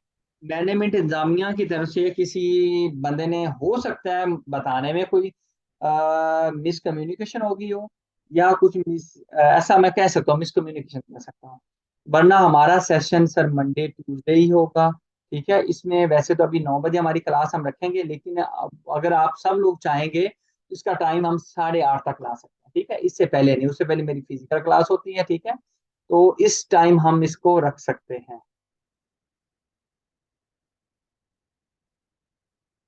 ठीक है। ठीक हो गया सर, बाकी तो सारी बातें ठीक है, लेकिन ये सैटरडे संडे वाला सुन के डिसीजन दिया था हम लोगों ने। सर ऐसा है कि हमारा सैटरडे संडे का भी बैच चल रहा है, अगर आप उसमें चाहेंगे तो मतलब उसमें खैर मैं नहीं हूँ, ठीक है, एक और साहब बढ़ा रहे हैं। तो आप सैटरडे संडे में स्विच करना चाहते हैं तो आप उसमें स्विच आपको करवा देते हैं, अगर आपका मूड है तो। वो भी हमारे जो साहब हैं वो जैज के अंदर लीगल काउंसिल टैक्सेशन है, वो भी एक बिग फोर फर्म से ट्रेंड है, हाई कोर्ट के वकील हैं, ACCA किया हुआ है, CA फाइनल, वो भी मेरी तरह मेरे भाई हैं, ठीक है। तो मेरे से भी माशाल्लाह वो मोस्ट एक्सपीरियंस पर्सन है, ठीक है। तो अगर आप कहते हैं तो वीकेंड पे आप स्विच करवा सकते हैं, ठीक है। चलो सर, इसको देखते हैं हम, अगर इसमें मैनेज हो सकता है मंडे ट्यूसडे में, आप उनसे मंडे बात कर ट्यूसडे तक लीजिएगा करना हो अपने। सब अच्छे से। जी जी जी जी। ठीक है, बस। अच्छा जी, एक सवाल आया, you are right sir, our CFO says if you want to learn don't try to ask stupid question इंशाल्लाह। जी जी बिल्कुल सही इरफान साहब, अगर आप पूछेंगे नहीं तो आप सीखेंगे ही नहीं, ठीक है। और ये वाली बात मैंने कब सीखी, मैं आपको एक बात अपनी स्टोरी बताता हूँ। मैं एक ऑडिट पे गया, वहां पे मैं नया नया गया हूँ, ठीक है, मैंने ऑडिट की कोई 1.5-2 साल ऑडिट में था। जब वहां पे गया तो मुझे एक चीज पूछनी थी, तो मैंने कहा इस बंदे से जाके मैं पूछूंगा तो बंदा क्या सोचेगा, तुम्हें ये चीज पता ही नहीं है, तो चीज आती नहीं है। मैंने कहा मैं तो इस कंपनी का ऑडिट करने आया हूँ। तो मैंने नहीं पूछी। जब मैं फर्म में आज, मेरे मैनेजर ने कहा ये चीज बताओ, मैंने कहा सर मुझे तो आप लोगों ने बताई नहीं है। तो कहता है वो नालायक आदमी, तुमने उससे पूछना था। मैंने कहा यार ये तो मुझे पता ही नहीं था। उसने सही वाली मेरी ठीक ठाक की। उसने कहा मेरे बच्चे कल फिर वापस जाओ, उस बंदे से ये चीज समझ के आओ और आके मुझे समझाना। फिर मैं नीचे मुंह करके चला गया और चीज सीख के आया। फिर मैंने कहा भाई शर्माना तो है ही नहीं ना, ठीक है। और मतलब मिसाल के तौर पर टाई लगानी नहीं आती तो भाई पूछो, 10 बंद पूछो कि टाई कैसे लगानी है, ठीक है। तो आप भाई कोर्स में सीखने के लिए आए हैं, हम आपको सिखा के देते हैं, ठीक है। जी मेरे प्यारे दोस्तों, मेरा ख्याल जुबैर साहब कोई मजीद क्वेश्चन पूछना चाहते हैं, और अफशा का अभी भी हैंड ये सर। जी सर, जुबैर बात कर रहा हूँ सर। अभी आपने एक और सरप्राइज दिया हमें वो टाइमिंग के हवाले से। सर एक्चुअली ना मेरे जहन में भी यही था कि मैं इसको साथ में स्टार्ट करना चाह रहा हूँ। ऑलरेडी मैं एक कोर्स कर रहा हूँ Excel financial and power BI का, जिसकी ठीक है। मेरी मंडे और ट्यूसडे को मेरी मंडे को नहीं होती क्लास, ट्यूसडे को होती है 9 से 10:15 बजे तक। तो ठीक है, ये तो मेरे लिए कॉन्फ्लिक्ट हो जाएगा। तो सर आप वो वीकेंड के बारे में चल जाइए। हमारा Monday Tuesday Wednesday Thursday Friday Saturday Sunday 3 batch चल रहे होते हैं, किसी और में देख लीजिए स्लॉट। सर आपको ये नहीं लगता कि वैसे दो क्लासें, दो मतलब सिमिलर कंटिन्यूस 2 डेज क्लासेस नहीं होनी चाहिए, थोड़ा गैप होना चाहिए बीच में? वो साला फिर कोर्स 8 माह पे चला जाएगा। नहीं मेरे सर, लोग वो तो ये प्रैक्टिस का हमें टाइम भी तो मिल जाएगा ना। एक लेक्चर अटेंड करने के बाद फॉर एग्जांपल चीजें मुझे एक 24 आवर्स मिलेंगे तो मैं प्रैक्टिस भी कर लूंगा उसकी, या कोई उसके बारे में कुछ सर्च कर लूंगा मजीद को फर्दर, या ऐसी चीज में मतलब मेरे ध्यान में कंटिन्यूसली 1.5-1.5 घंटे के 2 लेक्चर लेने के बाद जब आप पूरा वीक, तो वो चीजें मेरे ख्याल से वो सफल हो जाती हैं, भूल जाती हैं चीजें। सर मेरी तरफ से तो आपको ये बता दूं मसला नहीं है, लेकिन मसला ये है कि कॉलेज ने ना अपना एक मैकेनिज्म बनाया हुआ है। इनके कोई 22 जो सेशंस है ना, ये ऑनलाइन के इनके हुए हैं, ठीक है, 22 सेशन तकरीबन, ठीक है। और तकरीबन 18 सेशन इनके फिजिकल के हैं, ठीक है। तो ये लोग कहते हैं कि यार हमारा 4 माह का इन्होंने 3 माह पे भी करके देखा, ठीक है। तो उस पर भी लोगों को एतराज होता है कि यार चीजें फिर हमारे ऊपर से गुजर जाती हैं, थोड़ा आप ज्यादा बढ़ा देते हो, ठीक है। और फिर 2 घंटे का सेशन इन्होंने रखा हुआ था। तो ये जो चीजें हैं ना, इन्होंने एक वो पहले से बनाई हुई है, ठीक है। तो पूरा हफ्ता फिर आपके पास है ना, 6 दिन आपके पास होते हैं, फिर 8वें दिन फिर दोबारा हमारी क्लास होती है, जब 2 क्लास हो जाती है। उसमें मैं तो ऑलवेज इनकरेज करता हूँ, मैं आता हूँ, मैं फौरी कहता हूँ सर कल की क्लास से कोई क्वेश्चन है। हालांकि at the end of the class में क्वेश्चन लेता हूँ, लेकिन फिर नेक्स्ट इज क्लास इट में स्टार्ट ही पॉसिबल आ सर? सकता सर ये पॉसिबिलिटी हो सकती है कि टाइमिंग थोड़ी सी अर्ली हो जाए ट्यूसडे को? है। सर 8:30 से पहले हो नहीं सकती, मैं उस टाइम उससे पहले अवेलेबल 8:30 से फिजिकल। हमने कब क्लास लेनी होगी? सर मेरी क्लास 6:30 से लेके वो होती है 8 बजे तक, ठीक है ना। नहीं, फिर उसके साढ़े आठ बाद अगर हम स्टार्ट करते हैं तो एंड कहाँ पे होगी सर? वो मेरी 8 बजे, अच्छा ये हमारे वाली, ये सर जी, 1.5 घंटे की क्लास होगी ना, 8:30 से 10 बजे तक जाएगी। 10 बजे तक तो सर मेरी एक्सेल फाइनेंशियल की क्लास निकल जाएगी। जुबैर भाई ये ना चलें आप अपने कोऑर्डिनेटर से रब्ता कीजिएगा, वो आपको लाजमी कोई ठीक है सोल्यूशन दे सर, इसमें कुछ सोल्यूशन निकालते हैं। Thank you sir. देंगे। मेरा ख्याल है अफशा का भी गलती से माइक हैंड रेज है। जी किसी का क्वेश्चन है भाई?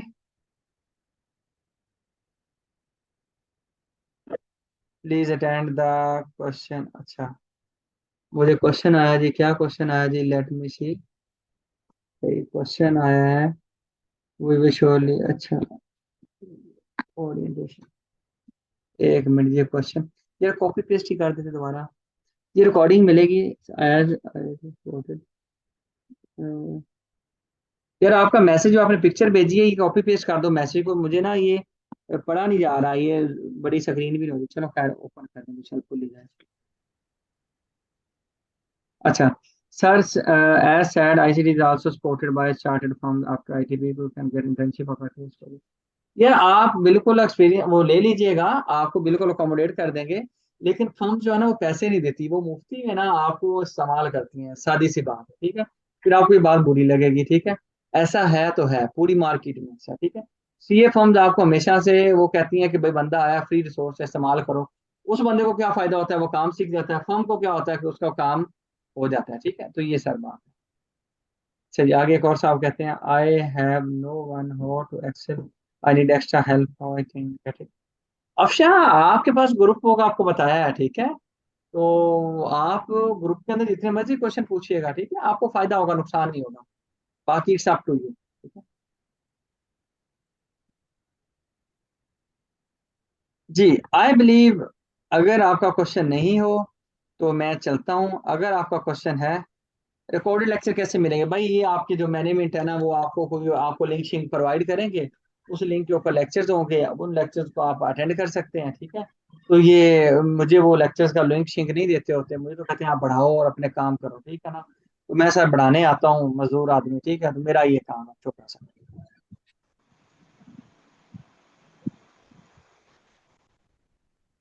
वीवो V2247, मेरा ख्याल है कि ये भी गलती से ओपन है। जी कोई क्वेश्चन है तो प्लीज पूछें, टाइम बाकी लोग का भी जाया ना करें, मेरा भी हेलो, टाइम ना मुझे निकालें। आपसे सवाल करना है। जी जी आप करें सवाल। Sir, I need to ask you, number one, I have no know-how of Excel. I've used it only for answering legal queries. You know, at times they preferred Excel format, so we used to reply those queries in Excel. Other than, you know, for accounting purposes, I have no idea how to use Excel. So, are you going to, teach us how to use Excel for accounting purposes and for taxation purposes? That's one thing. And secondly, sir, I want the lecture to be available on the portal as soon as we have finished the class so that we can start working on it. Because we will have consecutive lectures 2 days back to back, so at least provide the lecture on the portal as soon as the class is finished. Why do we have to wait for another 24 hours? There is no need of 24 hours. The lecture shall be available on the next day in the morning before 12 p.m. I believe. ठीक है? So it shall be available for you. And as I was asking you previously, I am saying you don't bother the recordings. Please come for the live sessions. Live sessions are more valuable than recordings. I And think what about that Excel? What about Excel? I have no idea how to use listen to me, Excel. listen to me. I am not answered yet about the Excel. There is no need of Excel for this course. We shall be guiding you only corporate and taxation. If you went for the Excel, this training is not doesn't cover the Excel. Next out Excel is not the part of this course. And if someone suggests you this course covers the Excel portion, then I don't think so. Okay, he told you clearly. जो आपकी replies हैं, आपके notes वगैरह आप बोल रही हैं, we shall be guiding you कि आपने एक वर्ड पे कैसे बनाना है, वो भी एट द एंड एक्सेल पे जो कंपटीशन है वो एक इंटायरली एक अलग दुनिया है। अगर हम आपको वो सिखाने लग जाएंगे तो प्रॉपर उस पे एक टाइम आपका लगेगा। एक्सेल एक ऐसी कोई चीज नहीं है कि आप ये सोचें कि मैं वो जाऊंगी और एक दो फिगर्स होंगी। एक्सेल आपने सीखना है, उसको आप अलग से कहीं कोर्स के तौर पे लीजिए। एक्सेल बहुत बेनिफिशियल है। हाँ, अकाउंटिंग पर्पस के लिए भी, जो हमने कहा कि अकाउंटिंग हम आपको सिखाएंगे, अकाउंटिंग में ये नहीं है कि हम अकाउंटिंग की फाउंडेशन स्टार्ट कर दें। We shall be guiding you what is debit, what is credit, what is income, what is expense, what is profit, what is cash basis of accounting, what is accrual basis of accounting, what is depreciation, what is tangible, what is intangible, what is cash flow, what is cash expense, what is non cash expense. तो हम आपको जो basis हैं वो तो बताएंगे, जो necessary terminologies हैं। लेकिन we shall not be starting a new course in this course कि हम आपको एक्सेल भी और वो अकाउंटिंग भी बता रहे हैं। हम सिर्फ आपको जो इस कोर्स के लिए चीजें नेसेसरी हैं वो चीजें करवाएंगे।